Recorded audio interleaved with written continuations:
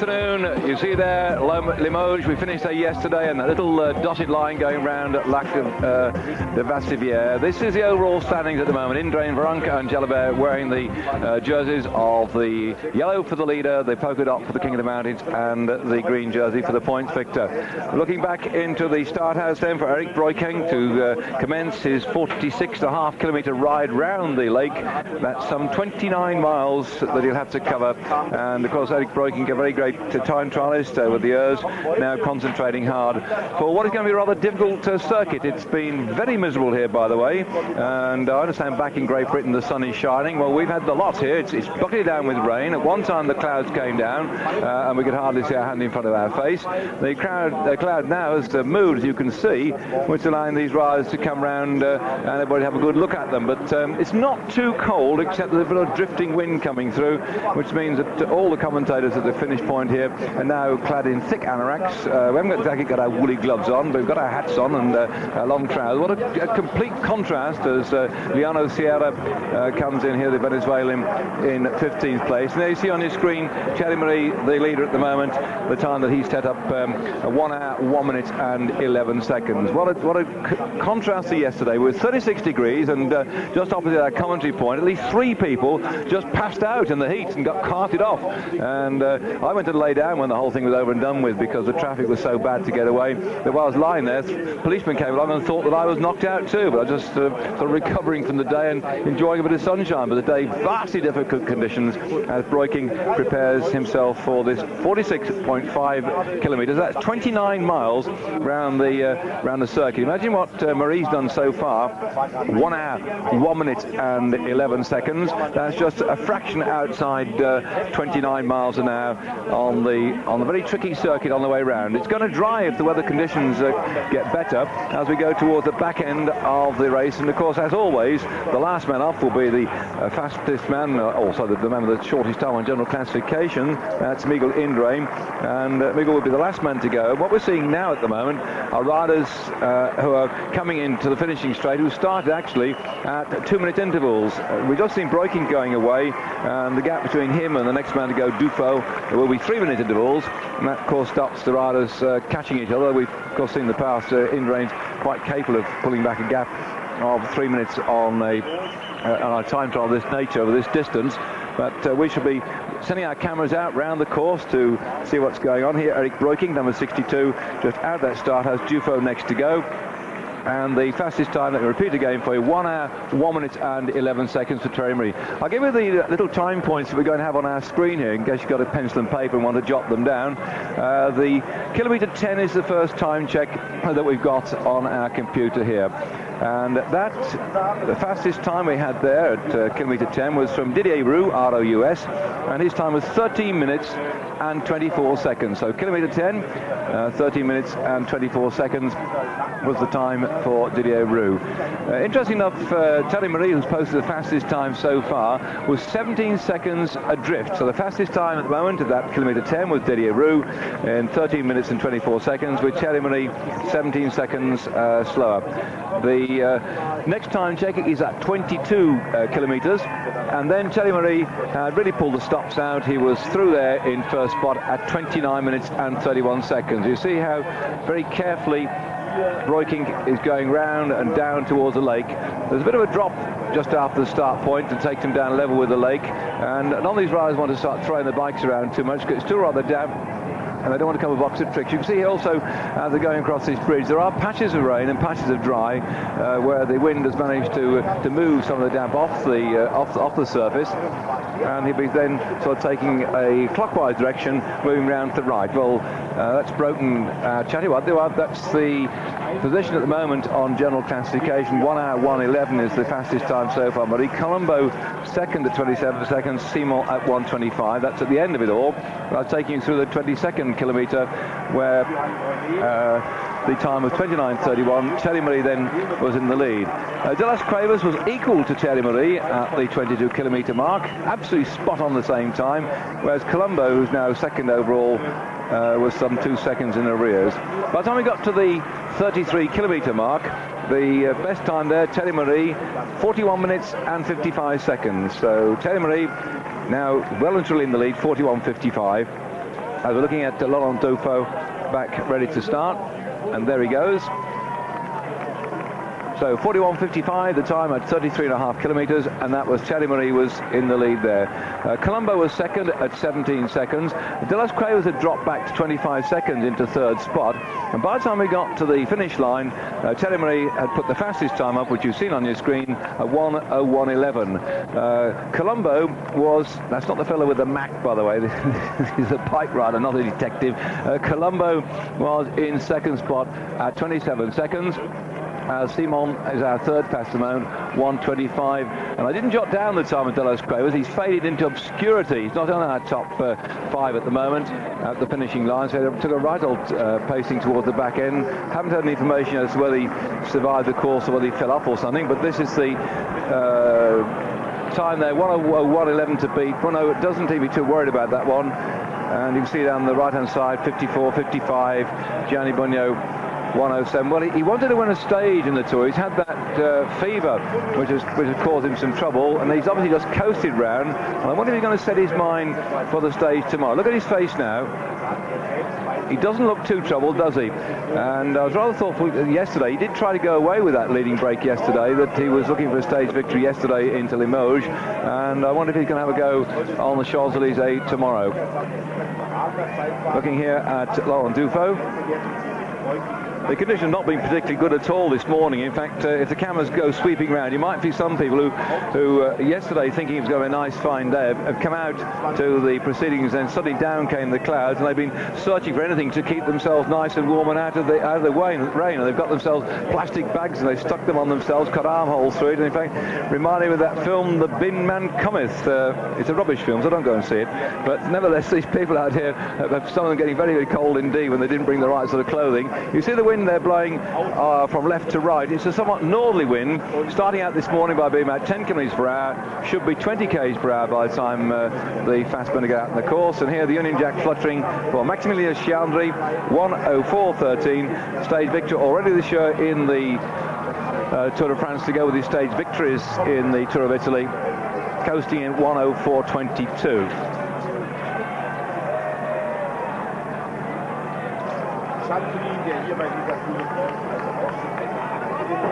Another man had to go to try and get away yesterday, as we now pick up Ekimov, who was also in that breakaway group yesterday. Ekimov finishing in third spot, 44 seconds down on Lance Armstrong. Concentrating here, bell helmet with the clear plastic screen.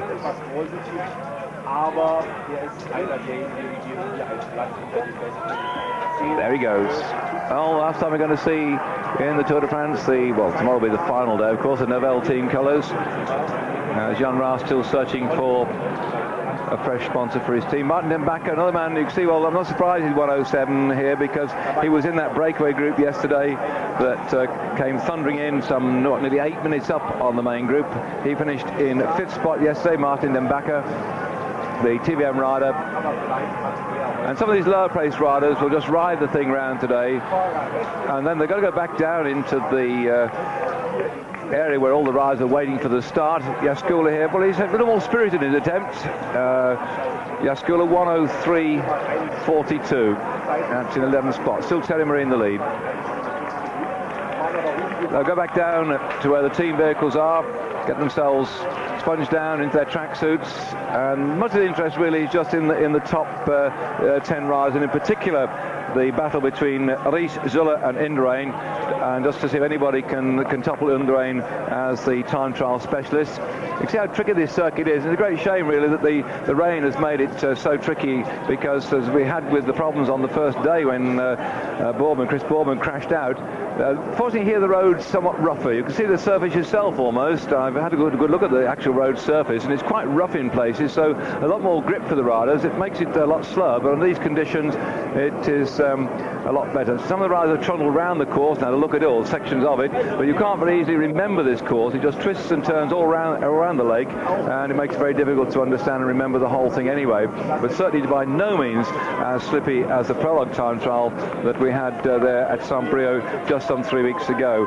But congratulations then to Chris Boorman and his wife Sally Ann. I've caught up with the fact that the latest arrival to family, which has now given him his quartet, has appeared on the scenes. Actually, then it was on the 13th of July that Oscar Boorman was born, and now with his sons Edward 6 and his daughter Harriet, who's 4 years of age, George, who's 2 years of age, then they've now got 4 in the team, then his own special team pursuit team. So we have got Dufo out on the track at the moment, and there's still some top rides yet to come.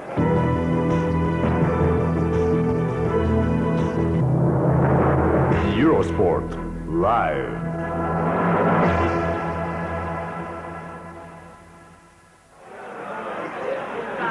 Laurent Brochard, the appreciative crowd around the circuit, urging on this man who's got an unusual form of head style on today, head covering not favouring the crash hat, but wrapped a scarf around his head and his ponytail flying out from behind him. As they're back now out on the course with Vladislav Yekimov.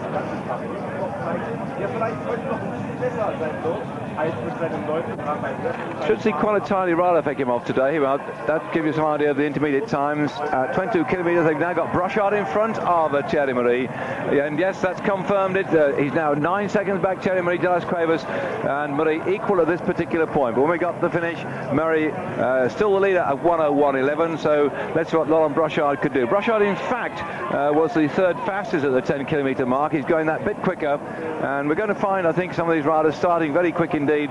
But it's a conky sort of course, and towards the back end, they're going up and down a bit. And I think it's all down to judgment. So then again, our congratulations then to Chris Boorman and his wife Sally Ann with the latest arrival, Oscar Boorman, born on the 13th of July. I rather thought it was time for the 23rd of July, and that would have been probably sort of 10 days after. So it might have popped a little bit early today. So Oscar Boorman, I don't think he's named after my friend Jimmy Savile or Sir James he is now, because we used to call him Oscar, the Duke, many years gone by. I don't think so, but congratulations to you all then, and I hope the whole family, Edward and Harriet and George and Sally Ann and Chris and the new little one will be watching the finish of the Tour on Eurosport tomorrow afternoon. Remember, it all finishes in Paris tomorrow afternoon, and this time trial here, some of the gaps not really close enough for many change to be overall, but we will have an opportunity at the back end of this race to see, I think, what is going to be, as far as I'm concerned, the big interest factor of the day. Bjorn Ries versus Miguel Indurain. It really is going to be a head-to-head between those two, because when we had the time trial between Huy and Serang, the times along the way, amazingly, we're watching this man in action here, Yekimov. Ries was fourth fastest at the 13-kilometre mark against Indurain. He was 31 seconds down on the Huy-Serang race, and then by the time he got to 22 kilometres, Ries had closed the gap within 25 seconds. By the time he got to 38.3 kilometres, Ries was 15 seconds down on Indurain, and at 49.2 kilometres, with just on 4 kilometres to go to finish, or 4.8 to be more precise, he was 5 seconds up on Indurain, and then he just finished in the end 12 seconds in arrears. So we might have a close finish today of the last few rides to go off on this circuit, because apart from the fact that Indurain looks like he's well and truly in the yellow jersey, there's a lot of at stake in terms of reputations if you can in fact beat Indurain in a time trial. I'll take you through later on the on some of the gaps that have been existing when Indurain's gone time trialing against lots of opposition over the years since he started to dominate this particular branch of the sport. But in fact, although we speak so much about Miguel Indurain and his successes as a time trialist, he's not always been those who've been the greatest advance. Because if you think back to the days of Faux copy, he had in fact 3 victories against the watch in his career, and the biggest one, by the way, he had a lead of 7 minutes and 2 seconds over Bartali. That was in 1949, but mind you, that was over 137 kilometres. You imagine time trialling 137 kilometres, and he averaged 37.562. So Fausto Coppi then, 3 of them, and the greatest lead, 7 minutes and 2 seconds over Bartali. And you can see how this road goes up and down. I told you a bit on the tough side. Let's again talk about another great big time trial, Jacques Anquetil, who had 11 victories in his time against the watch in the Tour. Eddie Merckx had 16 victories in the time trials in the Tour, and Bernard Hinault had 19 as such. As we're now looking at Chengi Alta on the start line now. He will be next to go, and there he goes. Eddie Bowman's coming in. Chengi Alta this morning, just give you some idea where they are in general classification, 25 minutes and 1 second down. Well, Stephen Roche, my co-commentator, has been doing a piece for some other foreign television station. I didn't manage to hear what language you were speaking in then, Stephen. Welcome to Eurosport. You're a man of many parts, aren't you? I don't know which part we're looking at today, but it looks good. You've stood the last 3 weeks very well indeed. Well, you know, I have loads of training, so I have. But the problem is sometimes when you do, it's great things speaking a couple of languages, all right, but at the same time, when you're on the Tour de France like this, there's enough of different televisions come along and say, well, what do you think of this and what do you think of that? And I, of course, have ridden this circuit here in Lal De Vassiviere a few years ago, so I know what it's like. And I remember I finished third in the time trial, but I still lost something like 5 minutes. So, like, especially today when you have a kind of a duel, if you call it that, between Riis and Jalabert, between Zule and Indurain, everybody's asking, is it possible that that Riis can lose time to Jalabert? Is it possible that Indurain can lose time to Zule? So let's say like 2 minutes for Indurain ahead of Zule is not yet won. Like the time trial in the end of the Tour de France, you always have a lot of surprises there because you've already got 3 weeks in your legs. You automatically have a couple of pacings in your legs as well, so the body never reacts in the last time trial as the same as it does in the first time trial. It isn't because Indurain won the first time trial, or Riis will almost beat Indurain the first time trial, that here Riis is going to beat Indurain here, because it's an awful lot of things have taken into consideration here. And of course at the road itself is very good for Indurain because it's very rolly roads, it's very big heavy tarmac, so Miguel being very, very strong, it's a very good circuit for him. But Riis, I think, could give it a surprise, but I cannot see him going any closer to Zule or to Indurain, because Zule is also going in good form for the moment. Although I think in the overall today's time trial, I think Riis might beat Zule in the time trial. But like I say, on paper, that's the way it looks. But at the same time, it's very difficult to know how riders are going to go in the last time trial. I was talking to some of the riders there today on the start line. Compared to when I rode a few years ago, we all used 54 rings, where today the riders are using 53 rings for the 54 rings with 12, 13 on the back. So the roads are a bit wet today as well. So on the descents, there are some long descents with curves on them, whereas if it was a dry day, you'd use 54, no problem. But because of it being wet today, the riders don't want to take the risks in the corners and go down so fast, maybe spin off, the same as Chris Boardman did, of course, in the prologue. So there's very much a mixture of gears for the time trial today. And the time trial covering 46.5 kilometres around the lake here, which has seen so many good time trials in the past going round here. And we're looking at Bo Hamburger, stage victor last year in the Tour de France, on his time trial lap of the lake. Lanfranchi of the Breslau team. This man's been quite a revelation in the race so far. He's always been up there with the top riders, and particularly started to show in the mountains what a useful man he is to the future. He's lying 14th overall, 23 minutes and 11 seconds down on the race leader. And looking at the gaps here, you see Pantani, 20 minutes and 35 seconds, will be the next man to go off from the start house, and Chengi Alta was 25.1 back. So all Lanfranchi has to do is ride round at the same speed as those riders in front and behind him to maintain his 14th place. Padenzano, the ex-champion of Italy, also rides for the Breslau team, and I don't think we're going to see anything scintillating from him today, as out back on the circuit we go with the legs of Bo Hamburger.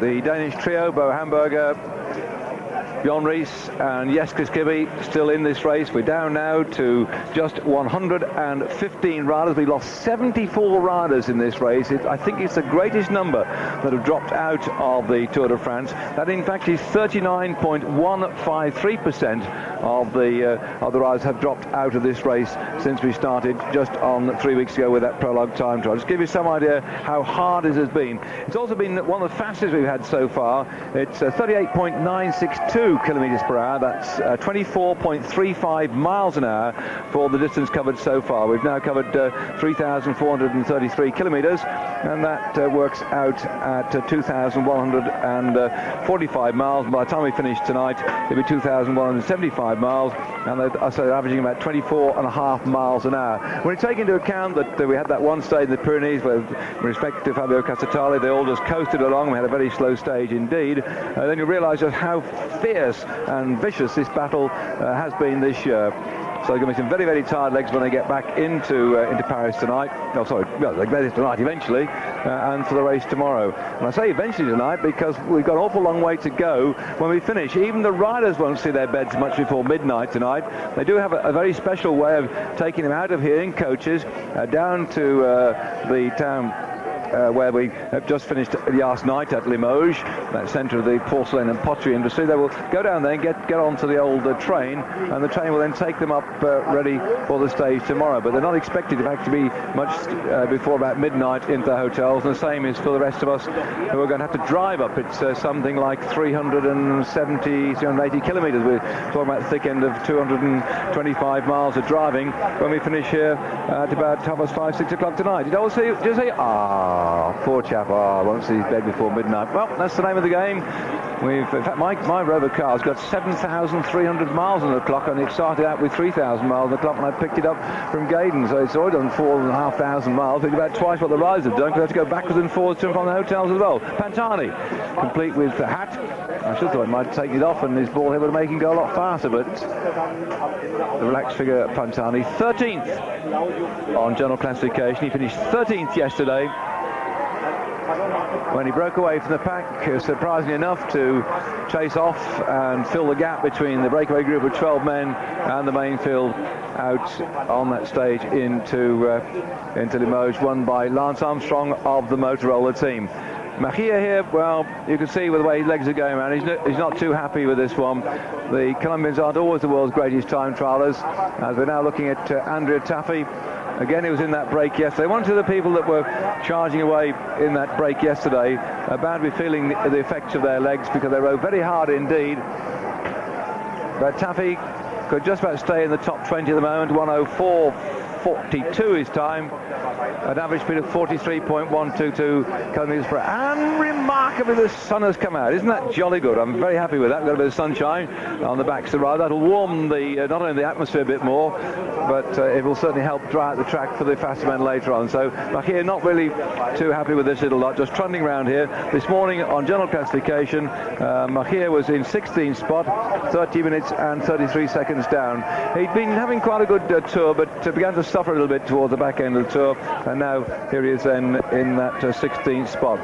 We were in Limoges yesterday, and when I got back to my car, which was really just like an oven, and we opened the doors and left them all open for the wind to go through, and I think that was a mistake, because the wind outside was as warm as the wind inside. But we had a little note through the door from Toby and Daniel. It said, here racing in Limoges, mention us foreign riders will be back home in September. So the relations of Toby and Daniel, expecting them back in September, I should prepare a large meal too, because hungry racing cyclists will eat everything in sight. Madoua next to go for Castorama, and he this morning then was 12th overall in general classification. He is the best placed rider in the Castorama team, 17 minutes and 22 seconds down on Indrain on GC. It's very rare you get a time trial like today, the day before the finish, where any rider can actually move up, apart from, if you remember, a time trial with Fignon and Greg LeMond a few years ago. The last time trial, of course, Fignon lost the Tour de France, but it's very rare that the top placings are still on the table for the takings. But this year we have an awful lot of placings down the road, like from the 6th place down to the 11th place nearly. from 6 to 11th place is only something like 2.5 minutes they've compared between them. And when you see that, some of them are, I wouldn't say equally strong as regard time trials, because you have like Maori, of course. I think he will do a good time anyway. But then we have from 7th place down, we have Scartan, Bruno Araka, Pucci, Vihanke, Rominger. Those 5 riders, each of them can lose a place, or even lose 1 or 2 places, because Rominger being very strong, if he's 11th place now, just outside the top 10, he wants to get into the first 10. So if he does a really good time today, he could find himself moving up into 7th place and taking over from Scartan today. So I think there's going to be a very big fight now for these riders. And I saw Capucci there before the start here. He was warming up very, very strongly, and he was also changing his gears at the last minute, because as I said, Dave, the sun is coming out now, so he was putting on a bigger gear. With the sun coming out then, the times will get faster and faster. Our quickest man at the moment then is Thierry Marie. His time for the 46.5 kilometres is 1 hour, 1 minute and 11 seconds.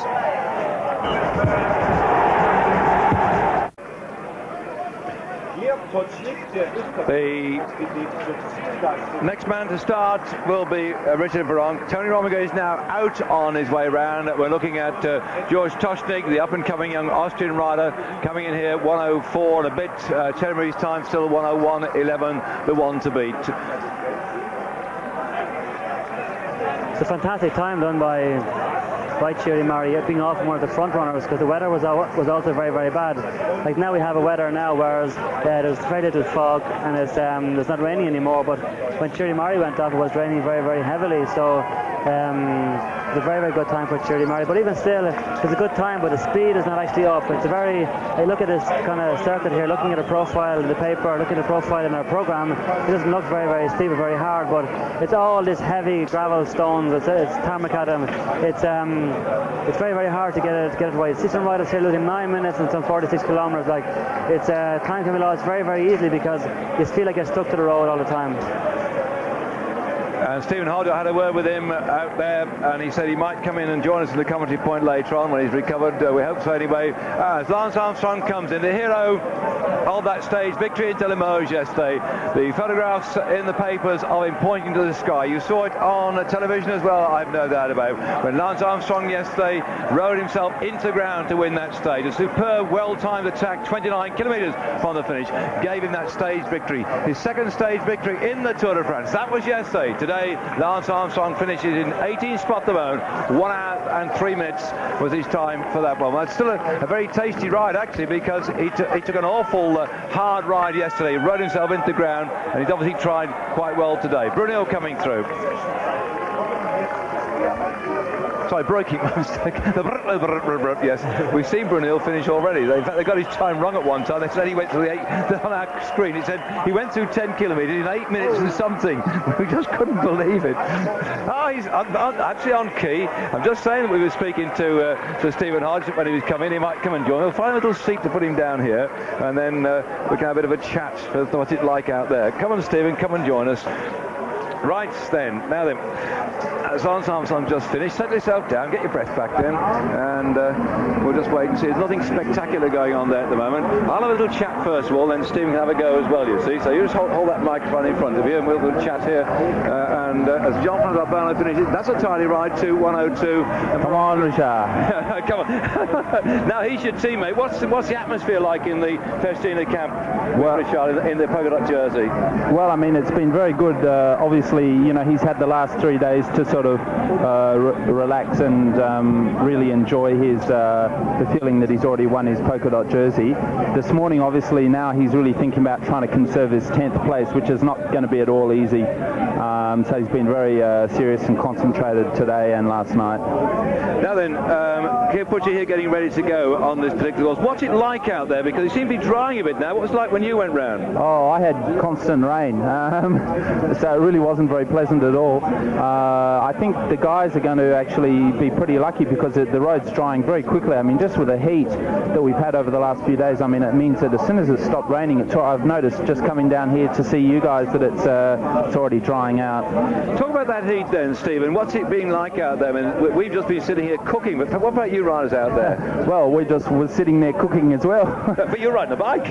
Well, I mean, there were some times we were going up the coals, especially the day after Castatelli's death, and I mean we were riding slowly, going up hills in cuttings in the mountains, and there was no air, and it really was just phenomenally hot. Well, you've ridden this tour many times in the past. Has this been the hottest one you've ridden in those conditions? No, I think last year generally overall was hotter. I mean we had more hot days, especially through all those stages, transition between the Alps and the Pyrenees. And you know, it was really exceptionally hot. We have had some very hot days this year. But what about the speed though? Because we had both hot weather conditions this year, and it seemed to be that sniff faster than last year to me. Yes, look, I don't know. I mean, you'd have to look at the average speeds.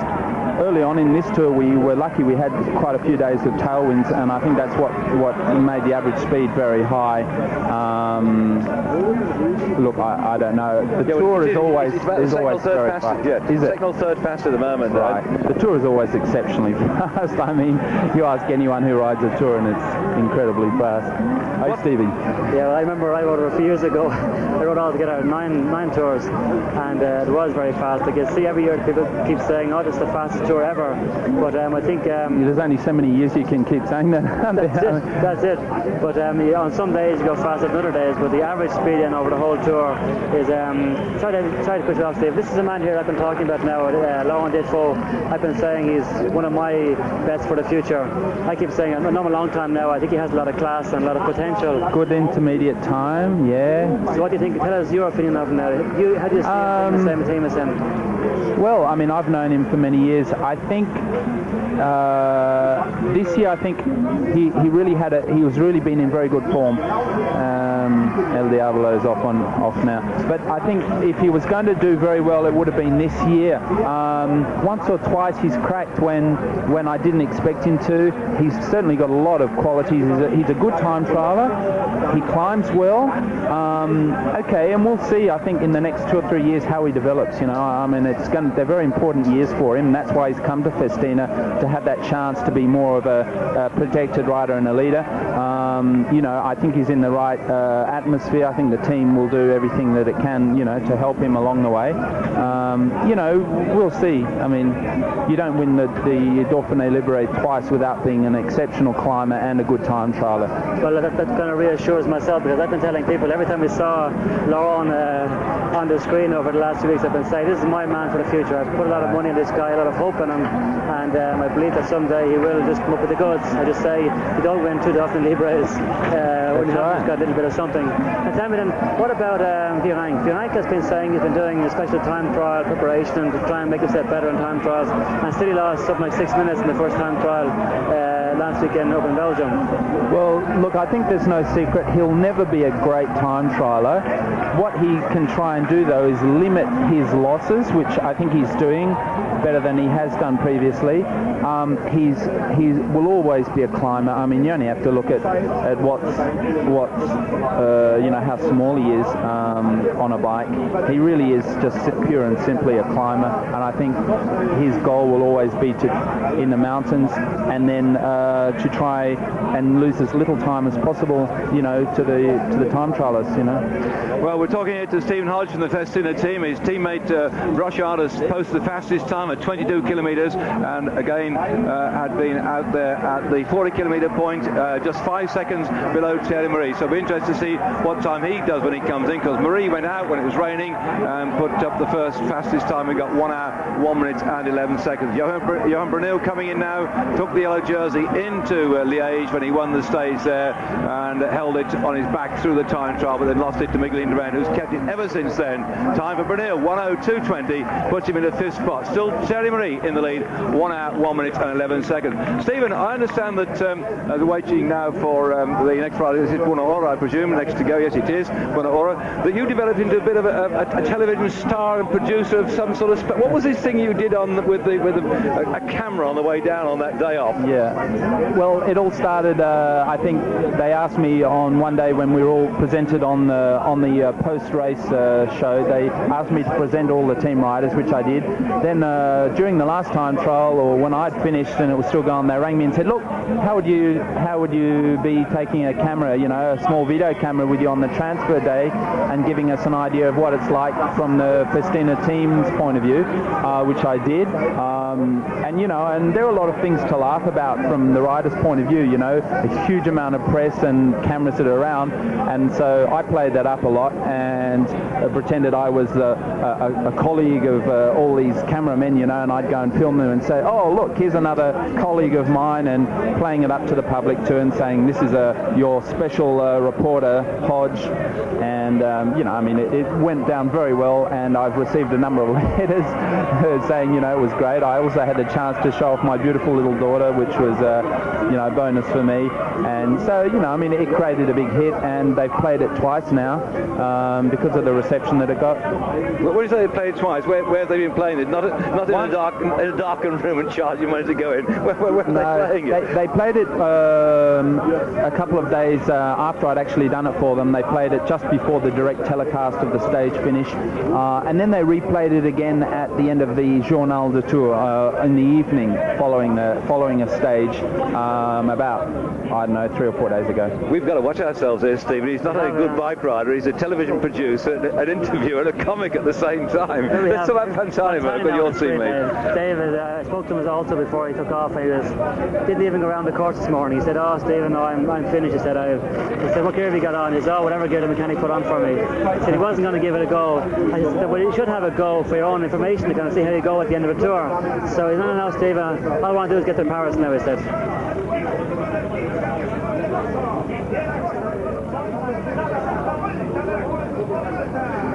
Pantani out on the course. He's 13th overall. Quite a gap between him and the next place man Madouar, who's just 17 minutes and 22 seconds down on Indurain, whereas Pantani is 20 minutes and 35 seconds down.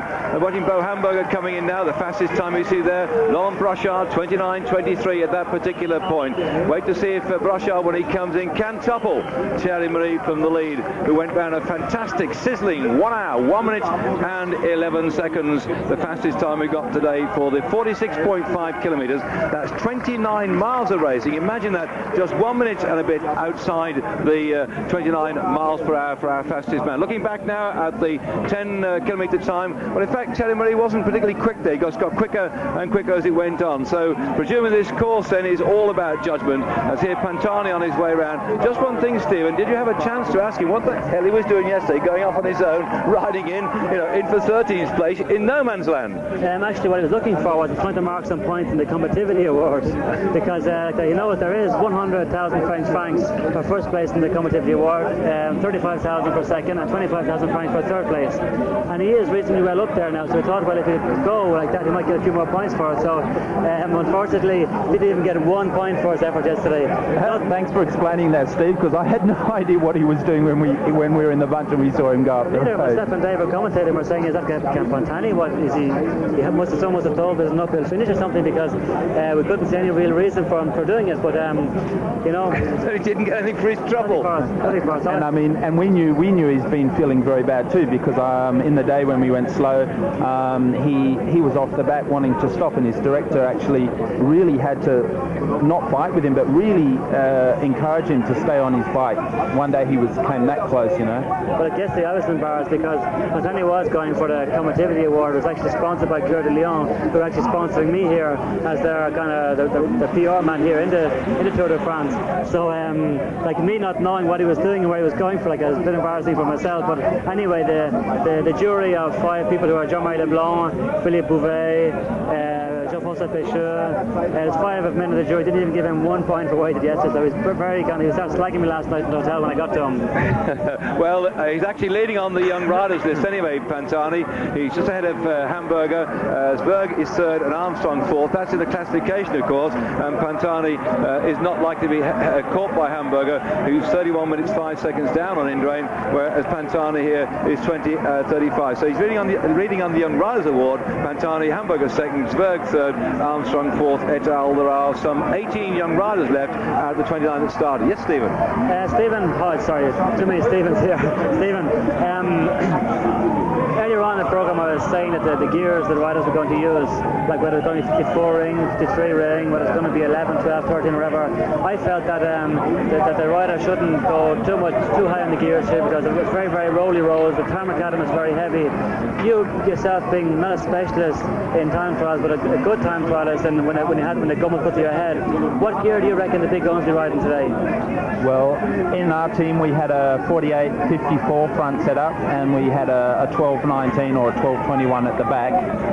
So we had a 54-12 as a maximum gear, and I think that was probably about as big as anyone will go. I know for the last time trial, everyone, including people like Onse, maybe an Indurain, I think we're all on 54 rings because it was rolling terrain there as well.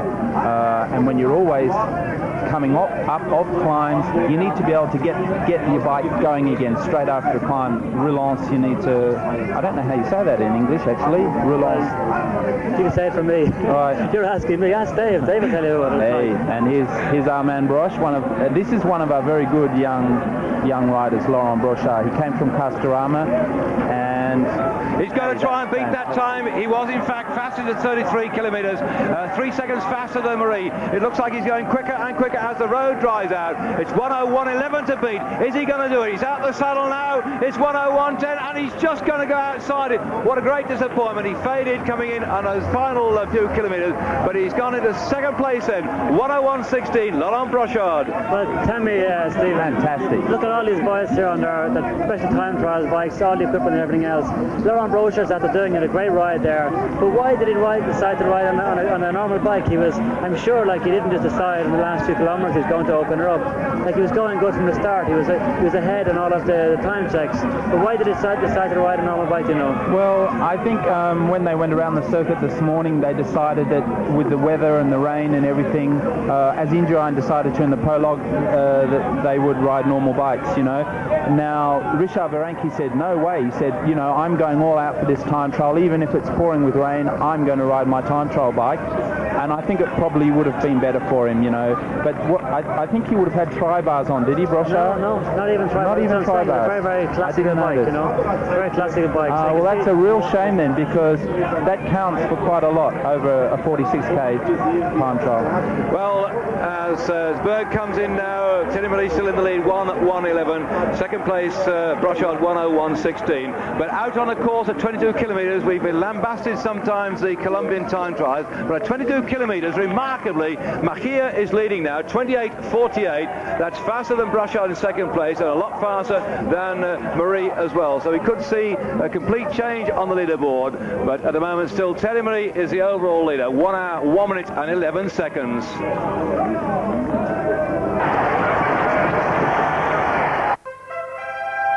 Rominger out on the course now. Rominger hammering along here at the moment.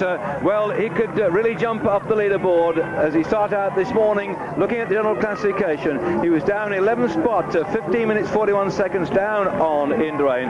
But Escartin was 14.3. There's only something up 1 minute and 37 seconds separating him from leaping up over into 7th spot. And Murray a bit further ahead, 13.2, might not get him either. But this is certainly going to be the battle we're watching out for. As the Telecom rider comes in here. Pulnikov had a disappointing tour, I think, somewhat. This man's a good all-rounder. He's ridden well in the tours in the past, but not been on form today. But Telecom happy with the victories they've had with Zabel. The sprinter is taking over really where Ludwig has left off. And round the course, this massive crowd now beginning to enjoy somewhat better weather conditions, which will suit the late starters on what is now a drying circuit. Still the fastest time then for Thierry Marie, 1 hour, 1 minute and 11 seconds. As Pulnikov from the Telecom team just about to pip his teammate Udo Bolts, and no, in fact he's just dropped back behind him there, but still 1:01 is the time. Out on the course then, Rominger on this difficult part here. Stephen, while we're watching you settle down now, I know that you've got to nip off back to your team coach short, and thank you for joining us anyway. What about a message to your wife and Kitty back at home then? I haven't seen any of you. In fact, when did you last see them? Oh, it was on the day that we flew to Geneva. I know that if they're watching Isabel will be up at the TV saying "Daddy, Daddy" because she now associates bicycles at 1.5 years of age with her dad. So of course I send my love to them both, and I'll see them very soon anyway, day after tomorrow. So that'll be a happy day for everyone, I think. What about her teething? I think when we started out with the tour, as Jalabert gets underway here now and his time trial of 46.5 kilometres, you said to me there was a little teething problem going. She's still keeping your wife awake at night? Oh yes, I think at various periods through the first 2 years of life, I mean all parents know that their kids have difficult periods with teeth. It's just one of those things. Well, that's one. Then again, though, as far as the bike riders are concerned, they don't see much of their wives anyway, but you don't see much of your kiddies either, do you? They grow up, some of the early ones, wondering what Daddy does for a living, I suppose. Well, that's right. Every time you ring home, your wife said, "Oh, she's just climbed down the stairs while we've been talking." You go, "What?" Because it's something completely new that you haven't seen before. It's interesting. The roads are really drying out very quickly. Romga's now, you can see, is on dry roads there, so it's going to improve the times a lot, which is better than if it rained at the finish for all the top guys, isn't it? Yeah, the reverse way around, which is what we had in the prologue time trial, wasn't it? When Chris Boardman came. Actually, Chris is listening to the programme, we think, and he's certainly been tuning most of Eurosport's programmes back there. Hi, Chrissy. How are you, mate? Hope you're recovering well. I think he's sick as a pig, actually. Oh, is he? Poor bugger. He was hoping to go disco dancing tomorrow night, and his wife had packed all his clothes, so they're going to have a bit of a disco time. But of course, he's got his leg in plaster or something. Stopped him dancing for a few weeks. We're sorry about that. Doesn't look like he's going to ride the time trial championship of the world either. So bad luck there, Chris. But do bounce back. Stephen, where did you ride? Were you in the wet or in the dry on pouring that day? Oh, I was in pouring rain as well on the prologue. On the prologue, yeah. Looking at our screen the other day for the prologue, it looked very, very slippy. Was it very slippy? Yes, an impression we had. No, it was very slippery, and that's why we rode larger section tyres, normal wheels that had aluminium braking surfaces and not carbon braking surfaces.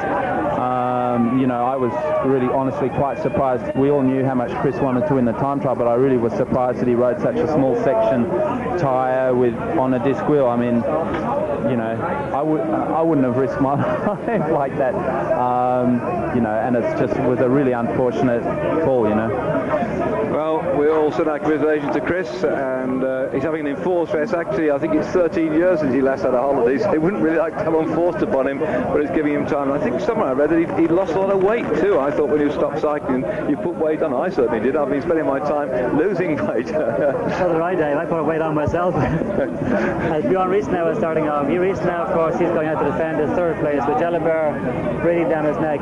Normally on paper Rees will be better than Jalabert, but at the same time, after 3 weeks racing in the saddle, from all the efforts and everything else that these guys have done, anything can happen. So Rees knows his third place. He has it on a chance of getting on the podium for the moment, but it's still, he cannot forget about Jalabert coming from behind.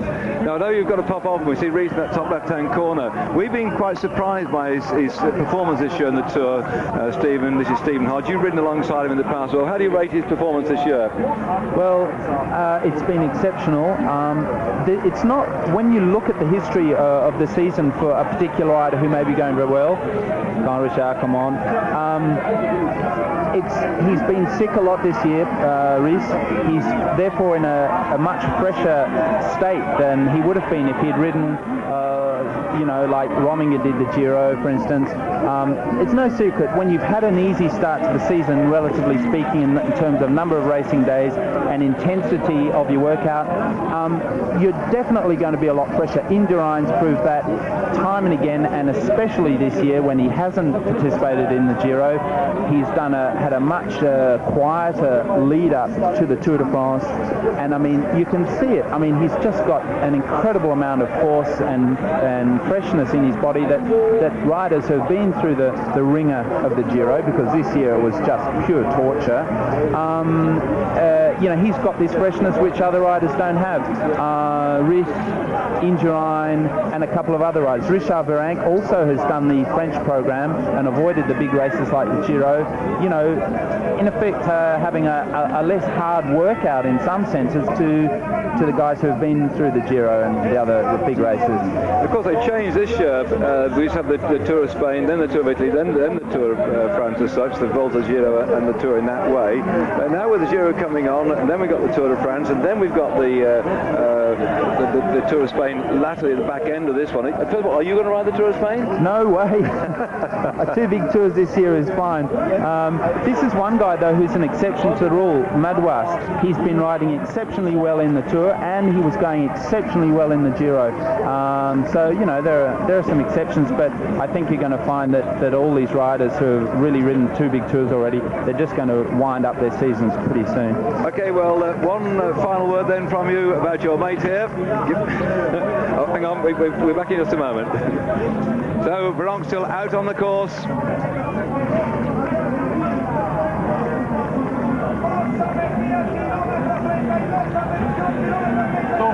The time check then at 22 kilometres. Madouas now has gone ahead of Mahir, who's accelerating fast. Hamburger now down into 3rd spot. That's a tremendous turn up for the books then, because in fact, as we go into the 33 kilometre mark, Mahir, Ekimov, Brochard, Marie and Hamburger was the route then. So we might yet find that Thierry Marie's 1 hour, 1 minute and 11 seconds might come under pressure as Robin comes in.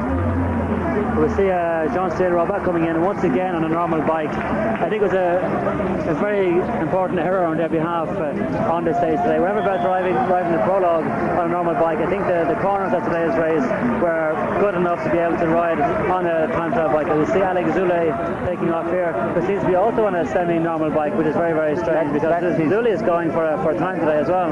Yes, that's his Klein, which is extremely light. It's only about 6.5 kilos. And it's got a very short position. You can see the seat tube is actually curved around the rear wheel.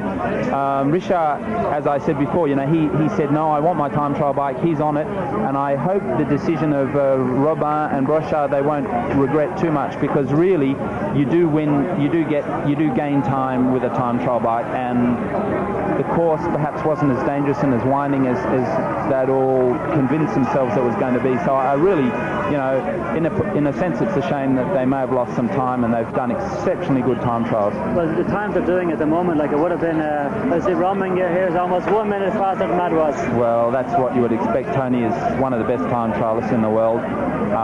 He puts in amazing performances, and it's always the case.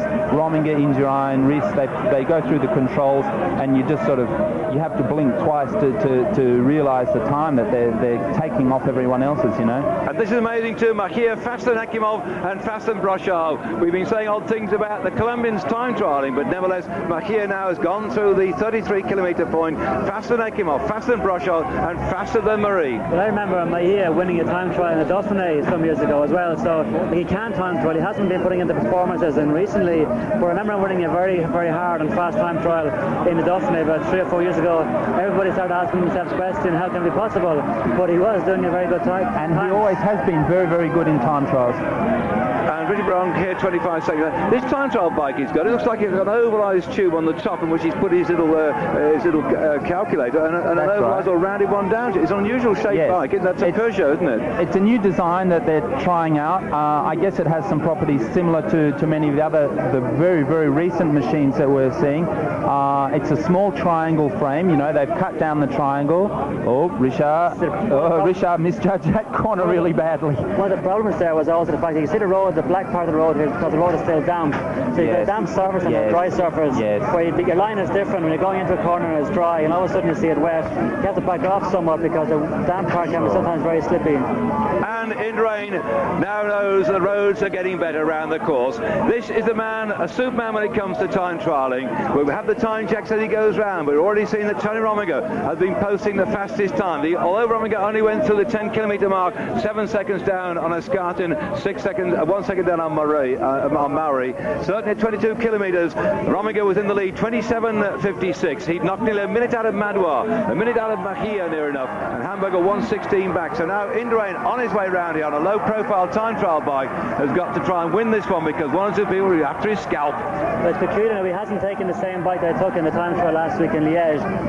The bike he used in the time trial in Liège was the Sword, his new bike, with all a monocoque bike. This is his bike, is his aluminium bike now. now with fairly classic position on it. So I wonder what the reason for that would have been. Well, it's still the man on the machine, isn't it? I suppose the twists and turns here. Of course, there's odd crosswinds too as well here, because they're going in a complete circle too, aren't we? What do you think, Stephen? There isn't. It's quite a protected course. There really isn't much wind in any particular direction, and I suspect that this time trial bike he's riding today is halfway between his Espada and his normal road bike. It has a lot of the properties of a normal road bike, which he's more familiar with. And it probably absorbs bumps and absorbs the changes in the road a lot better than a totally rigid monocoque would. Well, there we are, the crowd waiting for the next riders coming to side to finish, and as over with time trialling, the fastest men starting last, and in this case starting 3-minute intervals. Claudio Chiappucci, the gutsy performer that he is, will want to try and do something today. He's been searching all the time for a stage victory, but there you see 33 seconds down at the 10-kilometre point. Well, a lot of these riders do come better towards the back end, but I think this is not going to be a day when we'll find him up there gathering the victor's honours at the end of it all. But Veronk is hammering this one, urged on all the way round by a big wall of sound. The French crowd urging on the man in the polka dot jersey, this section of competition sponsored by Champion, the big supermarket group. There's no doubt about it, he's going to have that polka dot jersey in Paris tomorrow. There's only about 4 little conks, small climbs tomorrow. There's no way he can lose it at all. What's Stephen doing here? You're shaking your wrists or something. Hey, what I'm saying is, hey, that's a fantastic performance really for a little skinny climber like Richard. He's riding very well, and I expected him to ride very well today. Better than Chiappucci, in fact. Well, we have to wait and see then if that turns out right. Fastest Escartin at this time, Murray second, and then Chiappucci back into third spot. That was the time check at the 10-kilometre mark. Rominger, in fact, was down in 7 seconds slower than Escartin as such, but Rominger's come faster at the 22-kilometre mark. We've been saying that Escartin was going to lose a minute or two on Rominger, that Escartin's 7th place overall. We might have been able to see Rominger going up to 7th place, but Escartin putting in a ride like that, it's just knocked the wind out of me anyway. It's incredible. Well, talking about skinny little climbers, Escartin's definitely one of them, and he's putting in a phenomenal performance. But I seem to remember in the Giro this year that I've got the figures somewhere, that Rominger started quite slowly in both the time trials there, and just by the time we got the sort of second time check, he was moving way ahead, and by the third and fourth time he was out of sight. He does seem to be able to start slowly and come good towards the end. Sure. Well, in the Giro, Rominger was out of sight. He was head and shoulders above everyone else, which he definitely isn't here. And Escartin and Gonzalez, who you can see finishing here, haven't had to ride for Rominger for the whole tour, so they're probably a lot fresher than they would have been if Rominger, had been in the leader's position and they had actually had to defend the race for him like they did in the Giro. Out on the track then, Claudio Chiappucci. The results coming in. Everybody now is out of the start house. Indurain, Zuller and Rees, the back three, going in the reverse of that order. We'll get the time checks coming in shortly, but at the moment still Rominger is leading at the 22-kilometre point. Okay, you still? Ryan? Yeah. The picture of Claudio Chiappucci climbing up through the forest here, the lovely scented pine forests. You can also smell the ferns in the background of the damp there. I'm saying goodbye to Stephen Hodge. Thanks, Stephen, for joining us today. We very much enjoyed your company here, for those comments, and we look forward to seeing you in Paris.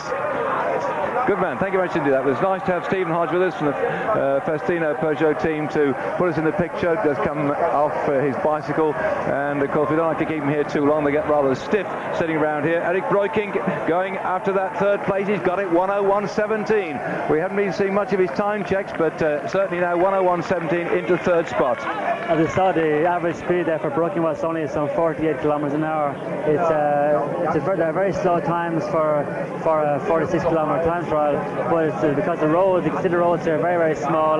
These roads are all traced between the vineyards, so they're all very, very heavy, gravelly roads, tarmac academy, but gravelly, and makes it very, very hard to keep the bike rolling. But you get the impression that the actual bike is stuck to the roads. Talking of rolling, I met a chap earlier on today, yes he was. His fellow's going around from Beaumont College in Lancaster, Matthew Ball. He set out the 9th of July to cycle 3,000-mile loop round Europe. Talk about rolling, he's got a long way to go yet in 7 countries to raise some money for a charity. It's to buy a Discovery wheelchair cycle combination.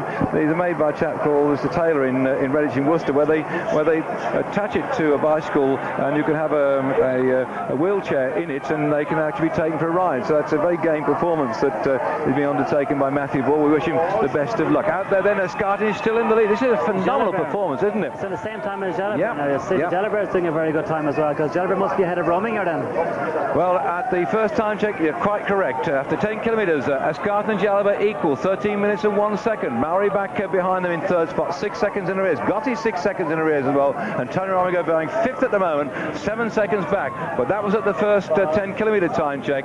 The one at 22 still shows Rominger the fastest. Veronk at 47 seconds at 22 kilometres. Then Madouas is in third spot, 48 seconds. Machia back at 52 seconds on Rominger. Claudio Chiappucci, we're looking at now 1 minute 15 seconds down on Rominger. Throwing caution to the winds as ever. The devil himself rocketing around this course, but he's 1:15 slower than Rominger at 22 kilometres. Of course, the 10-kilometre board now will have Rees, Zule and Indurain going across in the next 10 minutes. So it'll be interesting to see now. The big guns now are starting to fire. So it'll be interesting to see how Rees is going compared to Jalabert, and Zule, of course, compared to Indurain. Because even though they've nothing to lose there, they could have a lot to gain. So it depends on, we've seen some riders there, like Escartin, for example, who very rarely does go time trials. But Stephen, of course, explained the fact that in the Giro he has to ride for Rominger, whereas in the Tour this year he hasn't had to ride for him, so he is relatively fresh compared to previous years. So time trial at the end of the Tour, never able to compare them to time trial at the start of the Tour. So at the moment we just have to wait and see how fresh the riders in the first 4 places on GCR before we can see who's still fresh.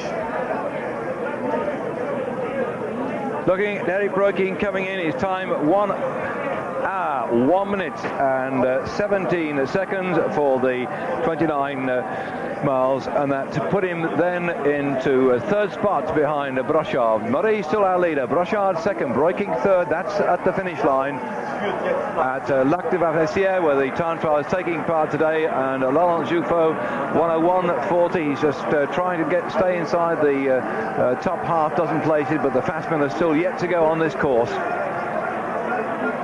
It's still a reasonably good time though for Laurent Jouffaut. Like it's the end of the Tour, so like as Stephen Hodge was saying earlier on, he also himself places a lot of hope in him.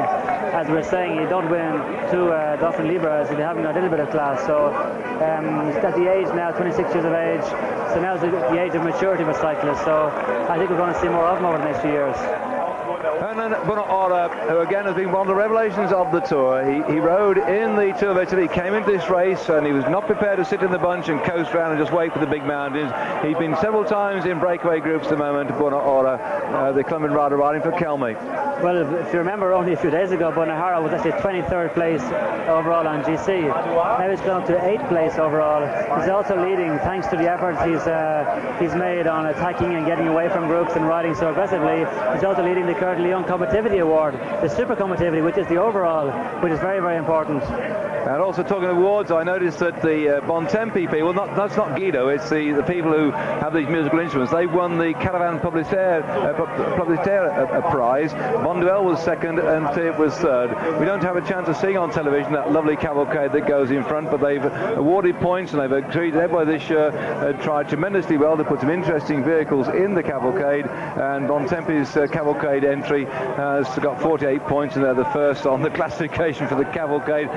Bonduelle second and Thiert was third. If they had a race, by the way, to the finish, I think Thiert would win because they've got one of these lovely coupes there, and most of the other stuff have got things on top to slow them down. But it's a lovely sight as we're here now, confirmed that 33.5 kilometres that Machia was the fastest. Madouas is second, 12 seconds back. Yakimov in third spot at 50 seconds. Brochard 51 is fourth, and Murray, fast pace setter, is still in fifth spot there at 54 seconds. All could change.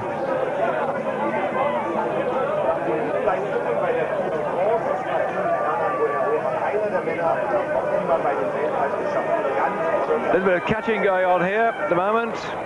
Escartin has been setting some very fast times, and we've now got the time at 10 kilometres. Rees is now taken over from Escartin as the fastest man. Here we can see that Fernando Escartin and the time of Richard Branca, the one he's coming for, and the gap then getting closer and closer as Rees is the fastest at 10 kilometres. His time 12 minutes and 54 seconds. Escartin now into second spot, 7 seconds down. Jalabert also 7 seconds down in third. But of course, this is the big man now. We will very shortly have a time check coming on Miguel, so let's just see how he's going. See, he hasn't put on a disc wheel in the back either, Dave. A lot of the riders have had using a very large flange wheel in the back who has a disc wheel. Miguel has not put on today. Maybe it's because of the fact that it's very up and down and rolly roads that he felt the disc wouldn't have been of benefit to him. Vakimov coming in there to finish the stage today. First used at the Tour in 1985 when Le Mans won the time trial stage here. Used again in 1990 when Breukink was the victor. We've seen him already come in, Breukink. He's lying in third spot at the moment as the confirmation there that Rees is the fastest at the kilometre here, kilometre 10. Escartin in second, Jalabert equal in second spot. Then Zuller is fourth and Maury was fifth. Those are the time checks at the 10 kilometre mark. Of course, looking at Indurain there, he looks to be going very well, but a few minutes ago we saw him a little bit on a hill, where it's very difficult to know actually how is he going. Is he going well or is he under pressure? We must see now as he goes past 10 kilometre signs soon. Rominger going through the 33.5 kilometre point. You see on your screens there ahead of Machia and Madouas. So Machia has suddenly pushed back 1 minute and 12 seconds. Madouas 1:24 back. In fact, Terry Marie has dropped off the leaderboard in the top 5 place at 33.5 kilometres. So we're likely to see in just some 13 kilometres from now that system might change. But the cavalcade I mentioned earlier on with the awards to the people that took part. Now I tell you, there's another cavalcade behind this last one on the road. There's a crowd all the way around cheer him on his way. In the yellow jersey now, this man here who's dominated time trialling ever since he won his first time trial from Argentan to Alençon in 1991. His first victory against the watch in the Tour de France for Miguel Indurain was just in front of Greg LeMond. There was only 8 seconds in it on that occasion, with Bernard third at 53 seconds, Breukink at 1:14, Munya at 1:31. That was back in 1991, a 73 kilometre time trial, but since then he's never looked back, and we can particularly remember the performance of Indurain at Luxembourg over 65 kilometres when he absolutely smashed everybody out of sight. Armandalis Cuevas, his teammate, was in second spot 3 minutes back after that 65 kilometres. Just shows you how this man can time trial, and the crowd round here are giving enthusiastic applause. The man in the yellow jersey, who looks like he's riding in to take his 5th consecutive yellow jersey into Paris. No, he's going for the 5th, and everyone's already talking about the 6th one. Why not a 6th one? I think he is quite capable of going for a 6th one. Looking at his performance this year, as you see, Hamburg are doing a very good time, Davis. Yes, I was expecting him to do a good time. We had some quite useful times coming in on me. He was in that little group, which were obviously what I might call in no man's land, really, just after Marie.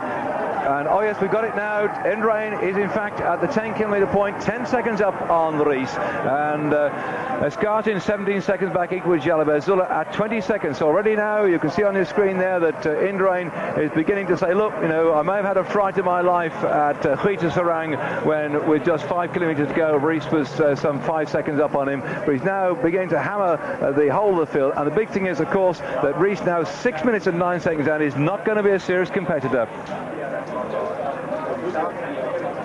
No, but I'm sure Rees would have liked to have gotten close to Indurain today, so I'm sure he's giving it everything to do well in the time trial, because if you remember after time trial up in Liège, Rees was complaining because with some 3 or 4 kilometres to the finish he was up on the time of Indurain, but nobody told him, and he was saying, well, if I only had known I would have beat Indurain for sure. So now I'm sure today his Dredge Sportif will be giving him all the times possible on the road, so I'm sure today he was starting the time trial with hopes of beating Indurain. So, but you never know, it's still a long way yet. Maybe Rees can't come back, but it'd be very interesting to see how close he can get to him. But the thing also, actually, because Jalabert there at the first time check was only 17 seconds down on Indurain, we'll have to watch, not only we have the top 5 on here, Stephen, but we're going to have to watch the intermediate times where people aren't in the top 5 come up there, because Rees, if he is 6 minutes down, might be losing his 3rd spot. We might find Jalabert moving up on him, because they start this morning 5 5:59 separates them 6:20, only 27 seconds apart. So Jalabert might be on to get his third place back on the rostrum. And we thought, well, with Rees, it might be more like Rees catching up with Zuller Indurain. But if he's taking a bit of a hard patch today and taking a bit of a pacing, then Rees might drop off the podium. Well, I think Rees, looking at his form over the last few days, I think he'll be very, very. I think it's going to be very, very difficult for him to lose his third place to Jalabert. But also he'll have time takes on Jalabert as well, so it'll make it easier for him. We'll have Maya coming in to finish. Look at the time of Maya, Dave. He's come back good toward the back end of this race. He'd had the fastest time checks at 10 and 33, and then at 40 he wasn't in fact heading Terry Marie, but he's come back in though with his final 13 kilometres. It looks like he's now going to take this one, and the Colombian then, we've seen a great time trial from a Colombian. He takes the lead in 1:00:41. Looking at him coming in there, he looks very, very effortless, Dave. I think he's only out for a Sunday stroll. I'm sure like he's very, very deceptive looking at him, but the time speaks for itself. He's done an incredible time. I thought that too when he started off. I don't think you were actually here at the time. I think you were somewhere else. I looked at him, I thought this bloke's rolling around. I also, well, another Colombian just going for a little Saturday afternoon ride, but he's gone, as you say, effortless all the way around. That's the one thing about him. He has got the consistency, hasn't he? I see Yvonne Gotti coming in here with a very good time at 10 kilometres, Dave. Yeah, well, Gotti was about third or fourth at one particular time out there on the circuit, and I'm still looking to see what of the times it might get from Rees out on the circuit, but they're not showing up at the moment on who's gone where. And well, I shall put you the pictures of that one as soon as I get some information. That Maori looks very, very well. He used to be a fantastic time trialist when he won the Tour of Spain a few years ago. Since then he hasn't been able to confirm really his time trial ability. This year he had a very, very good Tour of Spain, but this year he had an incredible tour riding for Jalabert. If you remember to say Jalabert won, he did an incredible ride for him all day, and seems to have found some good form, but he's always looks so very, very well on the bike, very, very well positioned on his bike, and looks very, very strong. Well, he's about 3 minutes and 8 seconds adrift of Gotti, the gap between 5th and 6th, and I know Gotti's going very quickly indeed, so he might still be ending up in exactly the same place, 6th overall on general classification. He certainly isn't going to let anybody from behind catch up to him. We've got to be careful though, because Escartin was only 1 minute and 1 second behind him on general classification this morning, so he's got to go too, because Escartin's been putting up some very, very fast times indeed so far. As you see Miguel here again. Look at the bars, Dave. The bike looks peculiar for some reason now. Can't figure out what it is. The bars look a bit strange on the bike. It's very classic, isn't it? It looks very classic for, like, it's compared to his other bike, Spada, the monocoque bike. This bike looks very strange. It looks very straight in the front. Well, the Hui Serang time trial was a little straighter. I use the word straight. He did twist and turn. This is a very twisty and turning one, and Stephen Hodge was saying probably wanted to ride this bike because of the twists and turns. And there he's got the typical tri-bars on the front and the upside down handlebars chopped off as well, that ovalized frame to cleave it through the air. Wearing number 1 on his back, as last year's victor. He's had that one on now. This is his 5th year he's had the one on his back, and he's sort of almost become a fixed part of his posterior. And Indurain out on the track at the moment. The times that we had from Indurain showing at one time that he was faster at the 10 kilometre mark. They've now in fact moved it now to 22 kilometres. Rominger is fastest there, Gotti second, Escartin third, Mauri fourth, and Vironk in 5th spot. That's after 22 kilometres. Still Indurain has got to get to that point.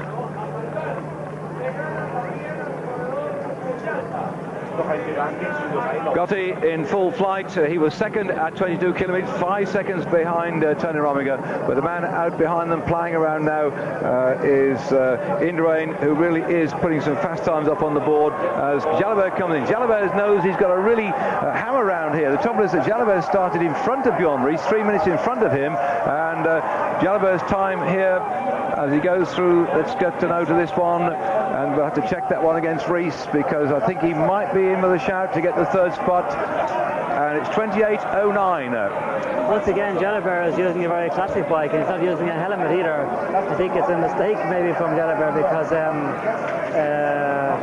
when you're going all out for a time like today, it's not very warm, so you would have been able to support one of these this profile helmets, because it has been proven that by wearing a profile helmet alone, it's better than having a front disc wheel on. So I find anyone that's going for the GC today should be wearing one of these profile hats. His bike also looks like a very classic bike with its tri-bars adapted onto it. So I thought like Jalabert today, with the ride, he knows that he could go out there, maybe get third place off Rees.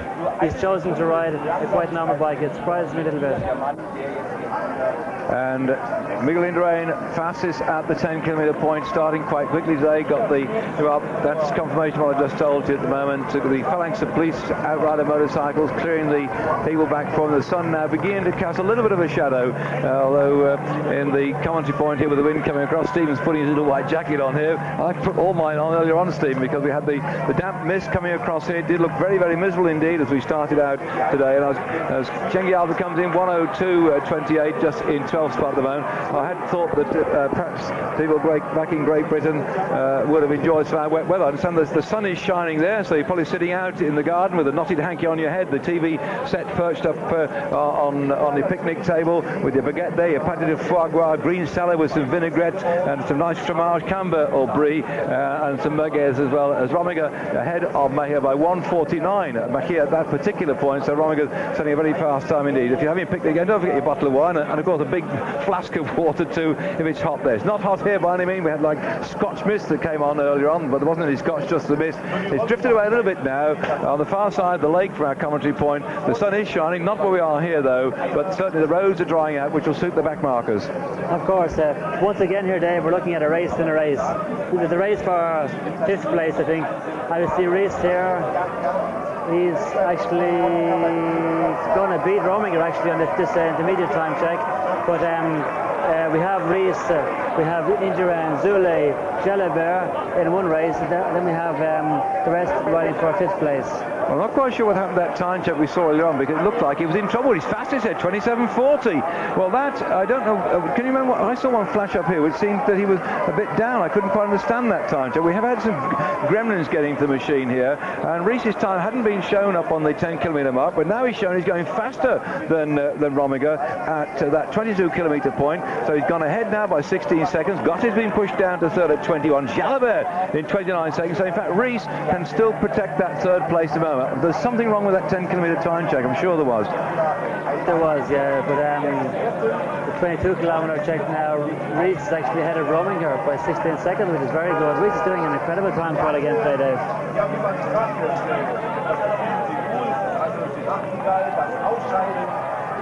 And the Gwiss team disappointed with the failure of Berzin to stand the pace, and Rees, they are behind still about 18 seconds. No, in front. In front. Devon? Avant? Yeah, in front. All right.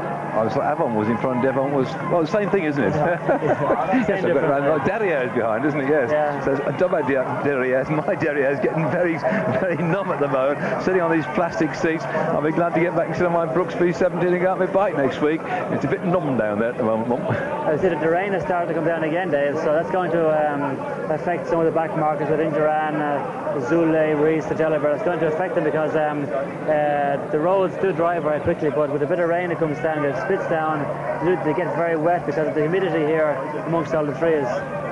I'm looking at the man who's set the fastest times over 50 kilometres in the time trial stage in the Tour. He did 52.352 on the Tour Blast stage in 1990. 64 kilometres he covered at 52.532 kilometres per hour. Jalabert down there desperately trying to knock that 1 minute and 7 seconds between himself, but he's 29 seconds down at 22 kilometres. So in fact, at the moment, he's not going to shove Rees out of that spot. I'm sure there's something wrong, and to all your Rees supporters in Denmark, if I seem to indicate that he was struggling at the first part, it's because an odd time check I saw and it didn't seem to ring true. I was saying earlier on we had a 10-kilometre time check before we came on air, which said that somebody had gone through 10 kilometres in about 8 minutes or something, which was faster than TGV, I think. It's all modern technology, Dave. I think the best thing to do is like what you're doing, Dave, at the moment, is putting everything down, writing everything down, because you have to depend on these computers we have here around us. Like, it's not very easy to keep track. Jalabert, who's turning into much more rounded rider now, one time just a sprinter roadman, has been showing since he won things like the Pyrenees early on this year, took the Milan San Remo, that he's much more competent all-round rider. When he rode the Criterium International, which had some very, very steep hills in it as well, he won that one and showed that he's prepared to have a go on the mountains as well. The big difficulty is, though, that what's he going to concentrate on next year? Will he go for the green jersey? Will he go for the yellow? Zuller here, the good time tries as well. Onse got some enormous strength in depth, but in this, the race of truth, it's one man against the watch, and Romiger's time, second fastest here behind Rees. 27.56 is the one he's going to go for. He's just outside it now, and look, show how close Ivan Gossi is as well in this little group arrived before the big man himself, Miguel Indurain, arrives. Well, Zuli had a fantastic tour until he got to the Alps. In the Alps he was still there, but from the way he rode in the Pyrenees, we always thought that in the Alps he's going to explode everything apart. So he's still doing a good time for at the moment, but he has had a great tour, and I definitely hope for the future.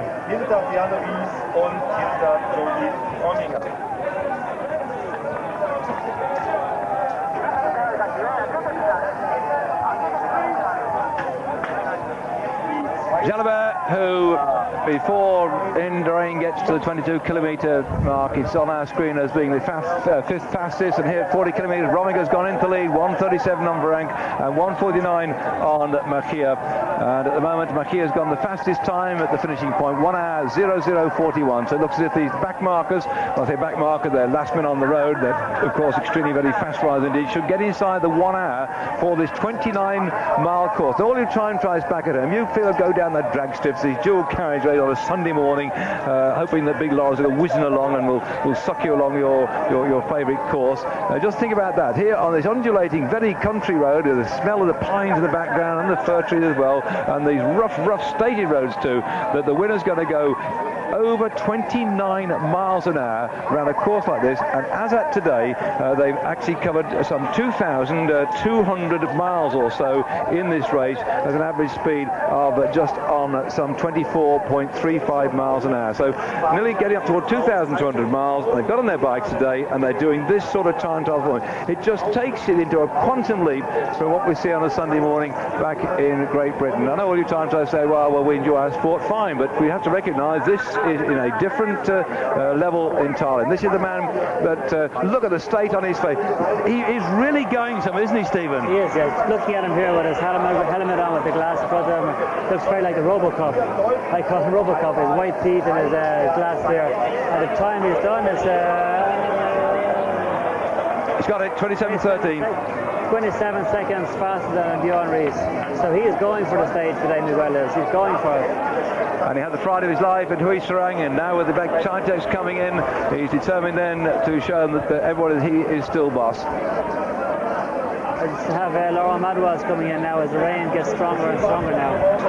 Which will make it difficult indeed, I think, for Indurain out on the course. The time 1:00:41. Well, Madouas has been getting some nice intermediate time, but he's not going to catch his teammate Thierry Marie, who also rides for the Castrama team. Thierry Marie suffering from that lone break he did going into Bordeaux. He had 64 kilometres on his own, did Thierry Marie. He got swept up with about 4 kilometres to go, and amazingly finished over 6 minutes down on the main pack. Game effort by Thierry Marie. He recovered well, though, from that effort into Bordeaux a couple of days ago to be on our leaderboard for an awful long time, and has now been pushed down into a second spot behind Machia, but only by 30 seconds. We've just seen Rees, now we're seeing Romiger.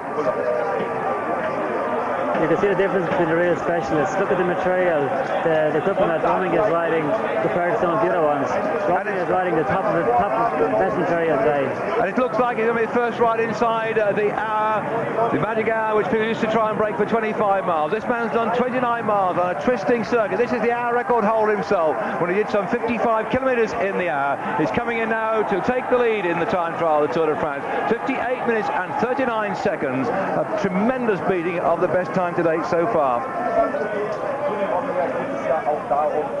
You can just compare the difference between Rominger's bike that we just seen a second ago compared to Indurain's bike now. You see that Rominger had a disc wheel on the back, he had a carbon monocoque frame. The front wheel had a large flange, large rim on it, 16 spokes, flat spokes, everything. He had a hat on, he had a tri-bar specially designed by himself, of course, for time trialling. Very much narrower than certain bars are today. But you see Miguel Indurain here today, who's a good specialist in time trials. Okay, if he beats Rominger or so on, but at the same time, the difference in the equipment, it stands out an awful lot. And I realise now what I saw as we see Rominger coming down here with the rain beginning to fall, that very narrow position that he adapted for the hour record attempt. Those flat bars, specially designed as well for the hour record attempt. Rominger, this man, superb against the watch, coming along here in the pouring rain to take the lead in the 46.5 kilometre time trial on this, the penultimate stage of the Tour de France. His time at the end, 58 minutes and 39 seconds.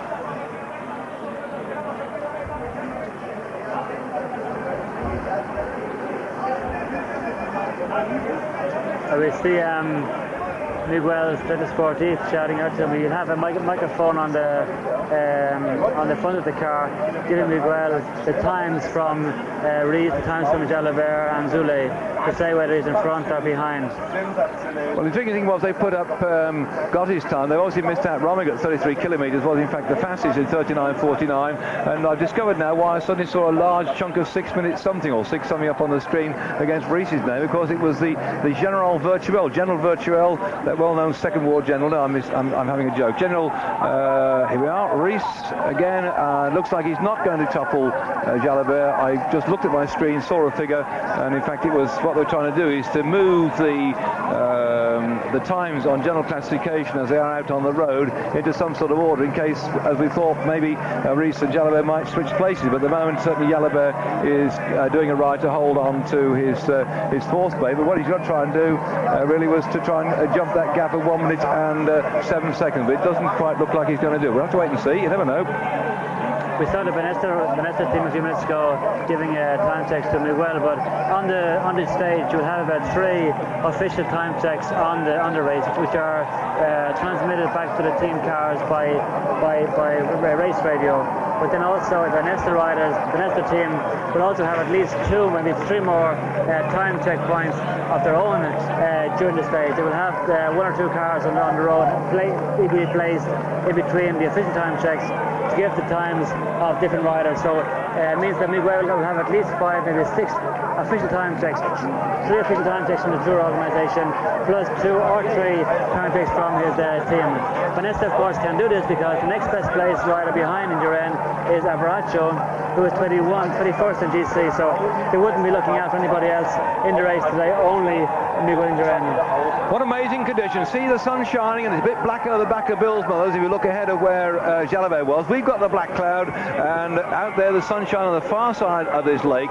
Tremendously different conditions as the wind is whistling the clouds across and dropping down the wet stuff in the finishing straight. On the far side of the lake, which is a very twisting and turning little lake, it's actually a man-made lake, this one. The river Moldra that comes into here has got a barrier across it, and it's made a very special lake here which holidaymakers come to. They camp out here. They use the lake, of course, for sailing and have a jolly good time out here. It's a bit in no man's land. It's sort of about an hour's drive from Limoges, the pottery and enamel centre of this neck of the woods. So nice place to come. And now let's see what the time is going to be for Richard Vironk, as the time of Alvaro Mejia on the board there shows 1:00:41. Vironk looks like he's probably going to get into second place at the moment. A great ride by this fellow wearing the Kingdom Annie's jersey, and he's going to get it. This out the saddle he comes. Vironk then shows he can go on the flat as well as he can go up the mountains, and that is a good ride as far as Vironk's concerned. Taking him in second place just outside the hour.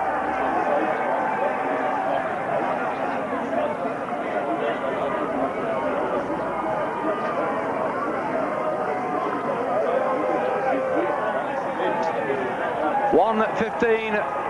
There we are. This is the gap then that they're showing. 1:16. Rees, Jalabert. Now Jalabert then, I'm just trying to work this out. Was it 1:16, 1:17, 1:16, 1:17? This is a gap then between Rees and Jalabert at the 22 kilometre point. Indurain was fastest. Rees was second, 27 seconds behind. Rominger 43 seconds back next. Then Zula at 46. Then Gotti at 48. and at 33 kilometres, Rominger is the second behind Rees in this one. We've already seen Rominger come in with a phenomenal time of 58.39, so Rees fastest there by 14 seconds, Jalabert back 50 seconds. Yeah, so in fact Rees is going that much faster than Jalabert, and therefore that means that the position on the road, or position on general classification, should remain about the same. But Rees is going faster than Rominger, 14 seconds faster at 33 kilometre mark, and Rominger has already come in as the fastest man so far, but Indurain has yet to reach the 33 kilometre mark.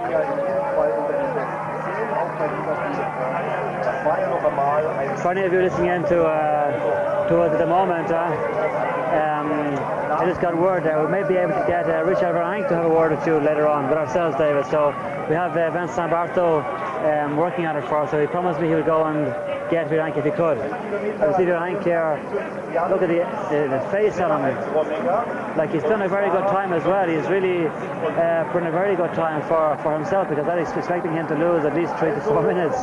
So he will lose, I think, on Indurain, but still he has put up a great performance here today.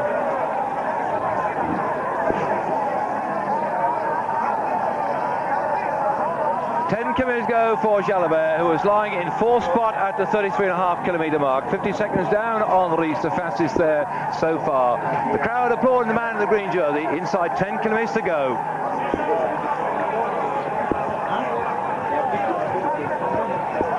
This massive crowd then happy that the bad weather conditions have drifted away. It's been awful dull to begin with, but these men on the road have got reasonable conditions. They have to be careful if they throw caution to the wind, because it has been raining in the finishing straight. Back from Jalabert, then to Rees, and back to Jalabert. Well, I hope you people all across Europe who've been listening to the commentary of Stephen Roche and myself have enjoyed this tour so far. Don't forget, tomorrow we're going to be in the Champs-Élysées for the ceremonial lap of honour there. The battle we thought today between the third and fourth place, could they switch, looks like it could well be resolved here in favour of Jalabert. We know that you pick up broadcasts all over, and if we speak a bit too quickly, I'm sorry for you people that are not from England. I know we get our messages out as far as into Czechoslovakia too, because Markita Navratilova, who's here on the race with photographer John Pearce, said that her parents listened to it back at home as well. So to all the people who English isn't your first language, thanks for listening to us here on Eurosport. And here the big Spaniard himself, we're going to be covering the Tour of Spain, which is, we still don't know whether Miguel Indurain will ride that one. He's been under a lot of pressure to ride it, but he's put his whole season round this one race, and there he's been number one on his back, and barring accidents he'll be there in Paris tomorrow, riding around with the one on his back, and that massive horde of Spaniards and the Basque people will be there to welcome him home. That's going to be some day tomorrow. Well, every day so far, Dave, we've had the podium sitting opposite here, or the Eurovision Tribune, and every year I've seen more and more Spanish people getting into them, and this year there seems to be only Spanish people in them, because they start singing 1 hour before the arrival of the punch, Indurain, and they just never stop until Miguel Indurain gets in. So there's an incredible amount of Spanish people now following the Tour de France, following Indurain of course, but and they seem to be everywhere. In the mountains they're there, and also in the finish, where I think even French people find it difficult in getting into it. Tadej Kipchoge coming in then, as ever. He never says die. You look at his crash out there, you can see the little devil painted on it. Many riders are following on this idea of painting that crash helmet. Fondes has got a pink panther on it because he rides the pink colours of the Lamprey team. He's out of the race, having been one of those many riders that have dropped out of the race, but Kipchoge finishes in 10th spot at the moment. We've still got in this race then 116 riders left out of the 189 that started. In fact, 115 in fact. That's 39% have dropped out in the battle that has raged for the various jerseys and the classification. They haven't all dropped out just for the sheer hell of it. They wanted to soldier on to the finish and to be involved in the support their team men who've got these various awards. This man in green riding on now. Rees is still our fastest man there on the screen, and we're waiting for Indurain to go to the next time checks. As far as I remember, Dave, the 39% number of abandoned riders this year is actually the new record, I think, because normally the record was, I think, 72 riders, and we actually went over 72 when was it, yesterday with over 72. So it's actually 74 riders now, I think, stopped. 74. 74, yeah. So we're actually into a new record now for the abandons of Tour de France. Shows you how hard fought this race has been this year. And yes, although we've seen Spaniards all over the place, I've seen many other nations out there along the way too. Even seen people here from Poland. But the crowd here, the French crowd, absolutely applauding this man coming through. I saw a lot of vehicles too from America. The USA supporters being brought over by a company called Breaking Away. They bring their bikes with them, they ride along the course, they put them back on top of the transit vans, and they would have been pleased yesterday with the ride of Armstrong, who took that stage into Limoges. In rain, doing what he knows best, riding hard in defence of that yellow jersey. It's almost a ceremonial lap of honour. He's been the fastest at the 22 kilometre mark. He's fastest at 33 kilometre mark by 29 seconds ahead of Rees. 39 Minuten, 6 Sekunden alles klar. Drückt hier weiter. This puts you in the picture of the overall classification if the positions stay the same after 33 kilometres. Jalabert has not moved into third spot. Gotti and Murray still separated, but both doing tremendously good rides indeed. But the one man who could move up would be that Rominger, 58 minutes and 39 seconds, the fastest ride we got so far. Second on the leaderboard at the moment is Veronk, 1 minute 32 seconds down on Rominger. Makia, an early pace setter, is third at 2:02. Madouat, 2:10 down in fourth spot. Thierry Marie is fifth at the moment, 2:32. One thing this year I remarked a lot on the stages during the tour, there's an awful lot more writing on the roads nowadays. This year I think if there was to do a count on the public that have come out to see the Tour de France on the side of the roads, I think it will be a record, I'm sure. But at the same time, everyone that comes along to the Tour de France, they always write something on the road or have a banner or something up. It's getting bigger and bigger and bigger, the Tour de France. I'm just asking myself now, where's it going to stop? I wish they would let the paint dry though, because when I've gone through on my car, fortunately the road was a white colour, but they've got black rubbing strips underneath, and all this white paint's come and made the black rubbing strip very splattered, so I have a cleaning job to do when I get back to Britain. As here we've got Bonaora coming in, and he looks like he's about to be caught at the moment. The tremendous ride here by the rider from the Scarfdown. Yeah, from the Mappe team, who has set some very fast times so far. It's 59.18 down the right-hand side. He's going to take second place, and he has 59.20. Escartin now is second. Very good time by Scarfdown, but only some 41 seconds behind his team leader, Tony Rominger. So this goes to show you, like, these boys are great team riders, but when they have to ride for the likes of the leader, like the likes of Rominger, the likes of Vingegaard, it does take an awful lot out of them, because when they ride a time trial, they cannot perform it. Like in normal circumstances, that's a great time for Scarfdown. But at the same time, we know he can do good times, and to prove it now today, he has done a good time when he's been riding for himself for the last 2 weeks or so. Zuller was just some 3 seconds slower than our current leader Rominger at the 22 kilometre mark. You can see there now he's down 1 minute and 10 seconds on Rominger, so he really has gone slower towards the end of this race. I think that he's showing all the signs of being a bit stuffed now, Zuller, who during the race has really set it alight. He's been prepared to attack, he's prepared to have a go. He did, of course, take the yellow jersey in San Sebastian in his first Tour de France, when he managed to go and get himself some time bonuses, having done an extremely good prologue time trial there. He took the stage from La Grande Bornand to La Plaine this year, did Zuller, so he'd go home at least knowing he'd got a stage victory in the Tour this year, and it looks like his second place is in the bag. But certainly he's beginning to struggle somewhat now. He's actually started out this morning something like about 3 minutes and 13 seconds up on Bjorn Ries, so he shouldn't lose that position at the moment, as we now have the time check which shows that Rominger is still in the lead with some fast men yet to come. So Jalabert is doing a reasonably good time, but Zule there didn't look to be very, very fresh. So no, he's dropping back, you see. Yeah, he's dropping back, yeah. Like he's only some 3 minutes, yeah, 3 minutes in hand over Rees. But at the same time, on these kind of roads, if you get a bit of the bonk, or if you get a bit of a bad moment, the seconds can go away very, very quickly.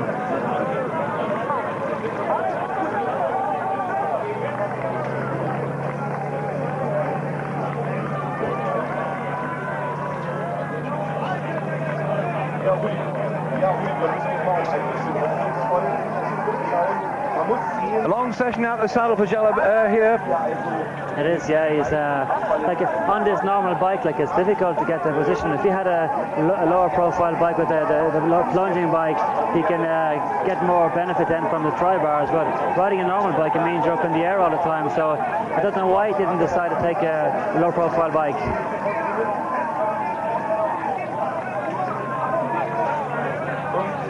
Moving into the wet part of the course for Jalabert. The sun was shining on the far side of the lake on this, the stage 19 of the Tour de France.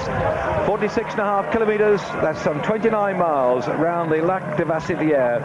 We're in the province of Limousin at the moment, not far from Limoges, where the race finished yesterday with that resounding victory for Lance Armstrong of the Motorola team. The ex-world champion breaking away with some 29 kilometres to go toward the finish. And now this very lightweight Klein bicycle being ridden here by Malcolm Mara has been fitting up some pretty fast times on the way through. Let's see what he's going to do. He's going to try and dislodge Richard Brunk from what is currently third spot, but he should just about do it if he can hammer up this finishing straight, and he's coming in remarkably quickly indeed. Watch the time. It's there, 59.51 in third spot. He looks very, very well there. I like his style a lot. He's very, very good style. And we have Rees here now. John Rees, third overall, best finish in the Tour de France was a fifth spot. Amazing chap. He's a very tall, lanky fellow, but he's not all that heavy, so he's been able to climb well, been able to stay with the big breaks that have mattered, and he's time trialing quite comfortably too. And when we first had that time trial at Huit-Sarang, it was amazing. Indurain had the time checks all the way through. The first 3 time checks, he was in the lead. By the time he got to 49.2, Rees had taken the lead by 5 seconds, and then he finished just 12 seconds back at the end of that one too. Jalabert, who we've just been looking at down there, climbed steadily up toward the back end, which shows that Jalabert can in fact to get stronger toward the back end of a time trial. So Rees, who was desperately hoping to push Jalabert out of third spot, is really going to have a task on his hands which I think may be too difficult for him to achieve. The one thing is sure, Rees has done an incredible tour, and I'm sure next year when he comes back to the tour he'll have other ambitions. This year he came back to try and finish in the first 10. He's more than likely going to finish third. But I'm sure next year now, from what he's seen of himself in the mountains, when we saw him attacking Indurain 2 years ago when he finished 5th, he was hanging onto Indurain. This year he was actually attacking Indurain. So with that in mind, I'm sure next year he'll be coming back with other kinds of ambition.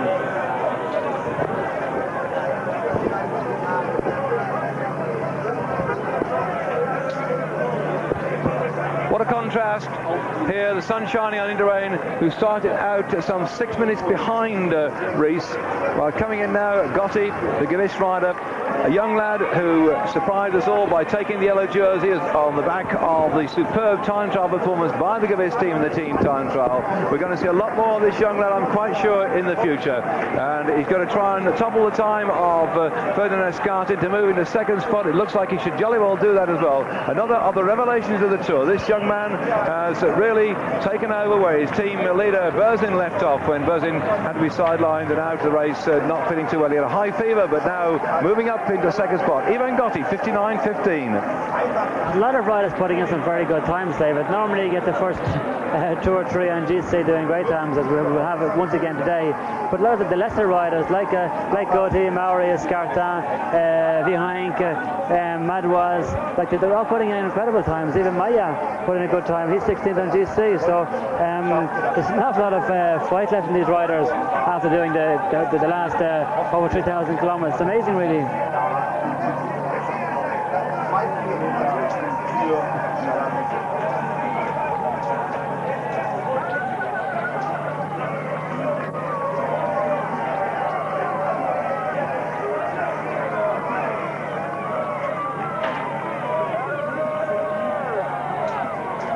Motorcycles clearing the way for Bjorn Rees, the Danish national champion.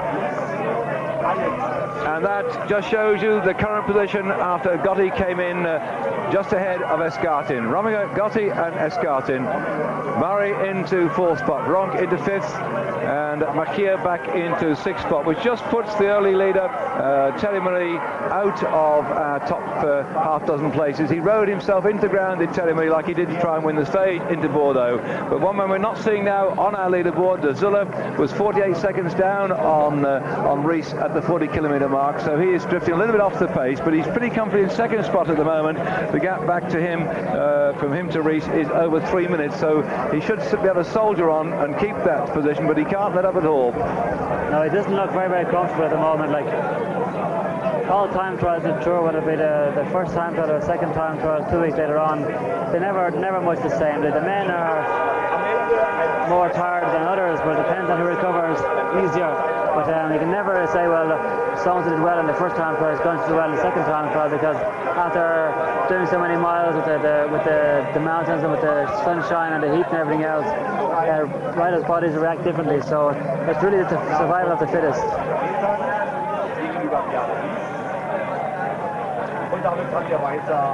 Because in Jalibert's position there, look at his legs, the way the leg is extension. Wouldn't it remind you of something like Sean Kelly, the way Sean has always looked very, very low there, whereas Jalibert looks either very, very too low, doesn't he? Very much crouched down, looked like a very bent knee position. You also see that bent seat tube, all to shorten the back wheel in, those special V-section rims to cleave through the air. That's a Klein bike made in America, one of the early men that moved into alloy frames. It's being propelled round here, the great rate of knots, by Laurent Jalibert. Laurent in the green jersey here will be there in Paris tomorrow to be celebrated and to be acclaimed by the French, because they've done well. They've got 2 of the big jerseys. They've got Bronc in the polka dot, they've got Jalibert in the green, and Jalibert coming in here had to defend that, or try and get back that 3rd spot off Bjorn Rees. He took a fantastic stage into Mende. He showed us a new man. He's prepared to go and attack with the group and then lead them on the way towards that aerodrome at the top of the hill outside Mende. But here the roars of the crowd. Welcome home, Jalibert, now 59.32 into 4th spot. A great time for Jalibert. I mean, look at his time compared to Rominger's time. It's only about a minute actually slower than Rominger. Rominger, of course, being a specialist. Fabulous time by Jalibert.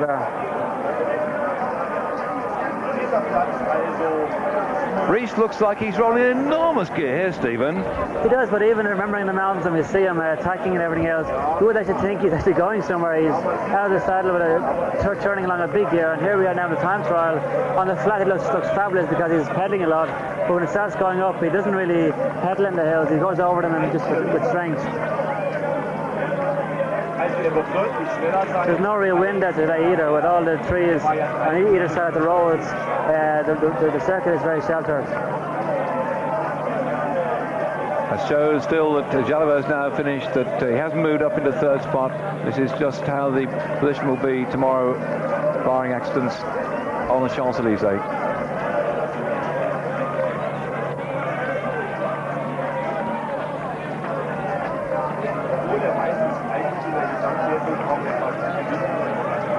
Bjorn Rees coming in towards the finish. Just look at the state of this man. They all ride themselves into the ground. Right at this end of the race, I've seen so many time trials, Stephen. I don't think I've seen so many of the top men just burying themselves all the way round. I know there's a little group here only about a minute and a half separated, but not one of them's given up at all, have they? They've really hammered themselves. That's what I was saying. It's the first year I've ever seen this in a long, long time. There's so many riders. It's okay, the first 1 or 2 will do it, but this year, nearly the first 10 riders, the 11 riders actually down as far as you, Hank, they've always, each of them have buried themselves in the time trial. And he's going to take the lead, and he's done it. Bjorn Rees, 58.22, has gone into the lead.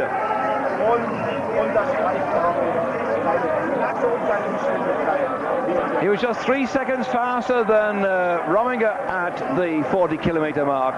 He's come up this finishing straight now, going faster and faster and faster, and he's some 17 seconds faster. Look at that expression on his face.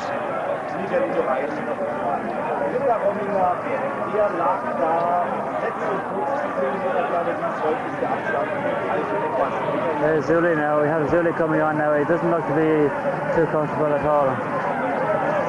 But Zuller in second spot, 2 minutes 46 seconds down in rain. That nearly over 3 minutes separating himself from Bjorn Rees. Rees knew he'd have to ride a remarkable ride to push this man out of the second spot, but somehow Zuller, another of our stage victors, just not firing on all cylinders this afternoon.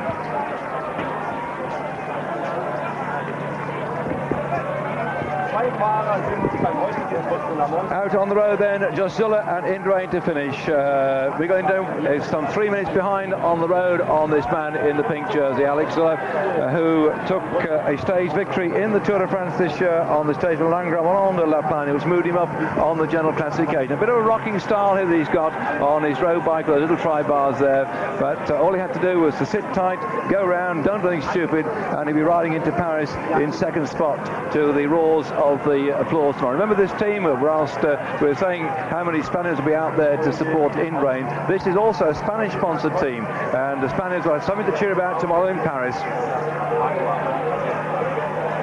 Vincent Bartow just come back and said that Johank is actually cleaning himself up, but he may not have time to come, so we understand that. Wait and see.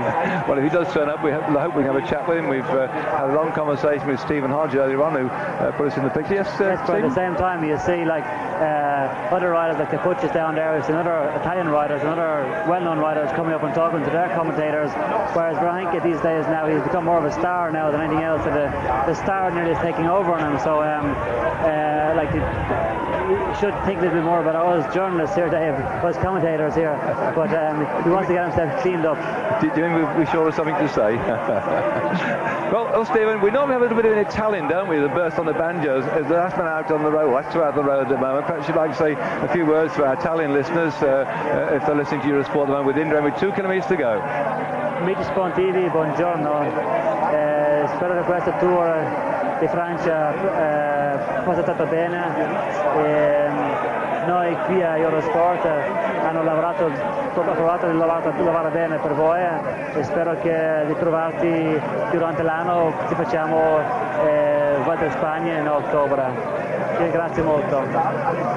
Thank you, Stephen, and thanks for all your help over the last 3 weeks or so. We just got tomorrow in Paris, and then it'll be all over for another year then. Zuller coming along here, tremendously good start to the season he had this year, but he won the Bicicletta Varessia, second overall on that occasion behind Berzin in a 20-kilometre time trial, which shows he can time trial very well indeed, this rider. In the Tour de Switzerland, he finished in second spot. He won the prologue. He took the time trial 21 kilometres uphill, but he's now going to be very happy, I think, with his second place in the Tour de France. And the question is, who can topple Miguelin? So many people have tried. This man has tried, but he's riding in now to be just outside third place, which means by the time Indurain comes in, he might drop down to fourth. Alex Zuller, the Swiss rider, 59.20 to beat for the fourth spot. He's probably not going to get that either, but he really has ridden hard to defend his second spot general classification. Now Zuller finishes in 59.23 in fifth spot on today's time trial. Those first 5 times so far, very, very close, Dave. It's amazing to see so many riders all at the same time. Like I finished third in this time 12 years ago, and I was third at 5 minutes down on the first place, but I think it was Greg LeMond actually won it. Keine Gefahr, seinen zweiten Platz einzubüßen.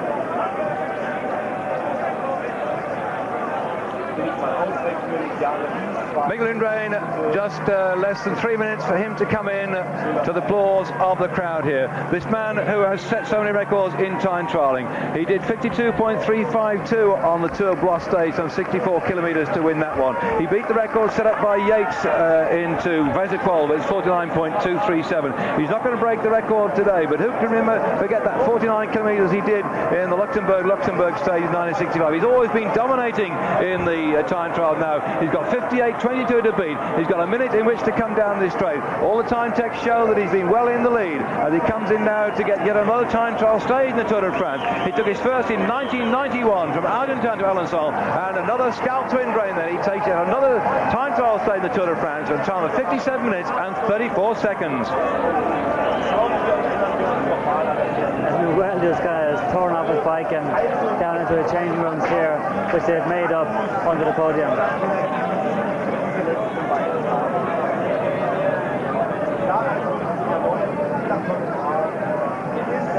marvellous expression on his face, Dave.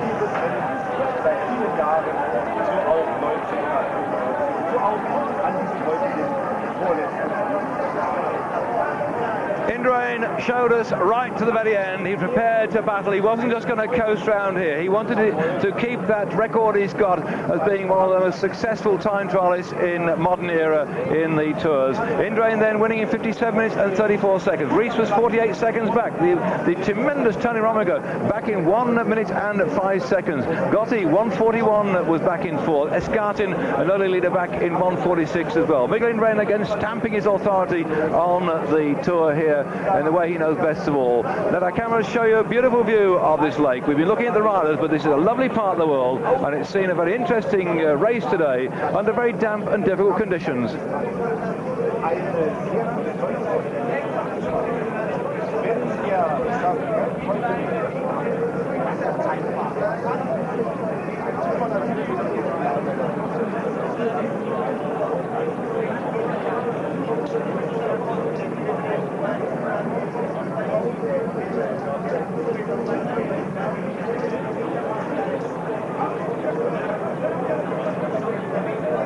Another look at Indurain coming down the finishing straight. You saw there the provisional general classification.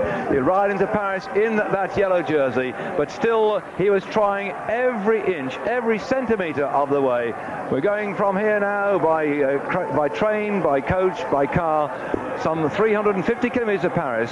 Some of them, of course, will be going by helicopter too. The lucky people get the easy form of transport. But the man who's going to be up there in the yellow jersey tomorrow, when you'll be able to listen to us on Eurosport, will be that man, Miguel Indurain. But on the final day, there's a great deal of activity to try and win the final stage. So do tune in then. It's not to see who's going to keep the yellow jersey at the end of it all, just who will win the stage into Paris tomorrow. That's always one that most top people want to win.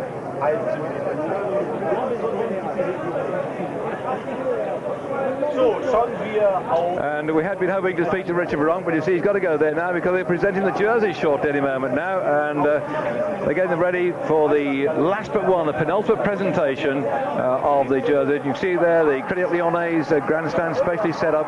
All this tremendous work that goes on, this elaborate staging of the race. It causes hours of work to the backroom boys, and they've done such a wonderful job yet again, and all the technicians that enable us to bring to the pictures right across the world, setting everything up overnight, so when the race gets in next day, it's all there for all to be seen. Well, he's taken his stage victory in this tour. He's also now got his polka dot jersey. A very confident, a very happy Richard Verronk.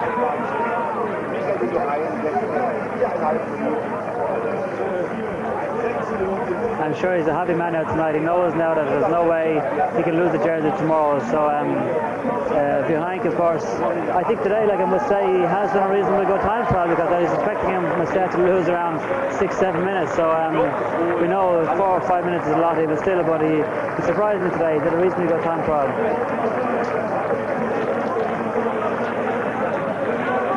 He is actually at the moment training down where he lives on a track, trying to improve himself for time trialing. So he will never win time trials, but he can learn to ride better ones. As you can see here, he's really burying himself.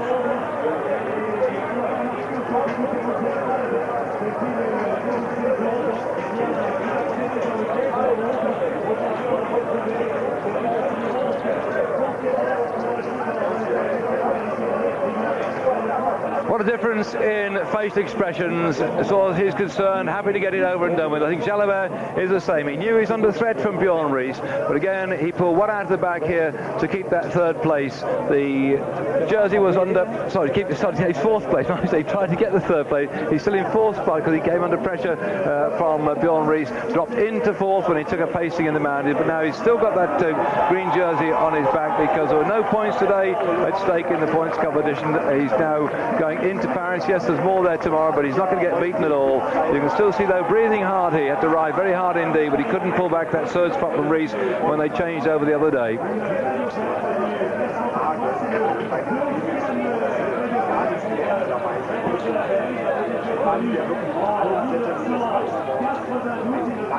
That's Jalabert now second time to win the green jersey. The last time being in 1992, I think it was, Dave, when he won the green jersey.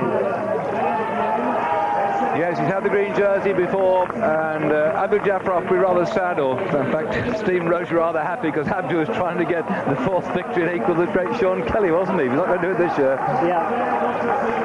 But tomorrow there's another stage now on the Champs-Elysees. It's going to be very, very exciting. We have Abdul Jafarov, Jalabert as well. There's a number of good riders still in there capable of winning tomorrow, so it's going to be a lot of excitement tomorrow on the Champs-Elysees. A little look at Jalabert in action today.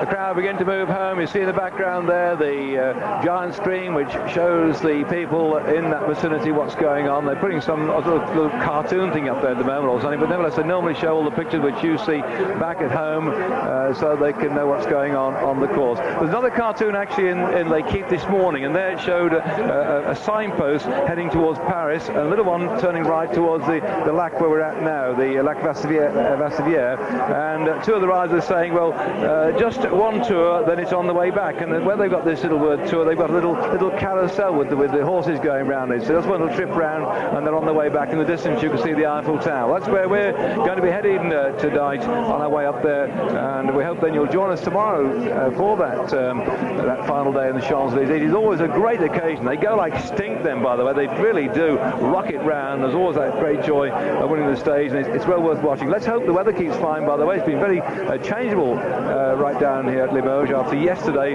we all cooked, and in fact, people here shivering in their bin liners and what have you. It's very damp and miserable, and the sun that we hope comes out tomorrow, because the Spaniards will love that on their backs to celebrate Miguel Indurain's 5th victory in the Tour de France. That's still tomorrow. That's yet to come, though.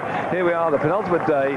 He rode as hard as he's always done in time trial to take victory. The time for the 46.5 kilometres, 57 minutes and 34 seconds. Rees was second, Rominger third, Gotti fourth, Escartin fifth, Zuller sixth, Jalabert seventh, Mauri eighth, Bronx ninth, Mahia 10th, Meadows 11th, and Murray in 12th spot. Look at the time difference. Like in the first 10, you only have 3 minutes. Like I was saying, like when I in 85, I think it was, or wherever it was, I lost 3 minutes and I was 85. 85, yeah. I was actually third, I think, to Le Mans on that stage and lost 5 minutes. So I had nobody chasing behind me anyway either to push me on, but at the same time, I still lost 5 minutes in no time at all. So here you had the first 10 in 3 minutes. So everybody has been really fighting here today in time trial. And Miguel Indurain will be going off to Moscow with a load of other riders. As we watch him now, he's got another appointment. That's over in Moscow with a criterium, believe you or not, on the 29th of July, just about a week from now. But he'll go across there knowing that he's got the yellow jersey on his back, and the pain and the suffering is still showing. He's not let it go at all. He's really fought all the way around the whole of the course.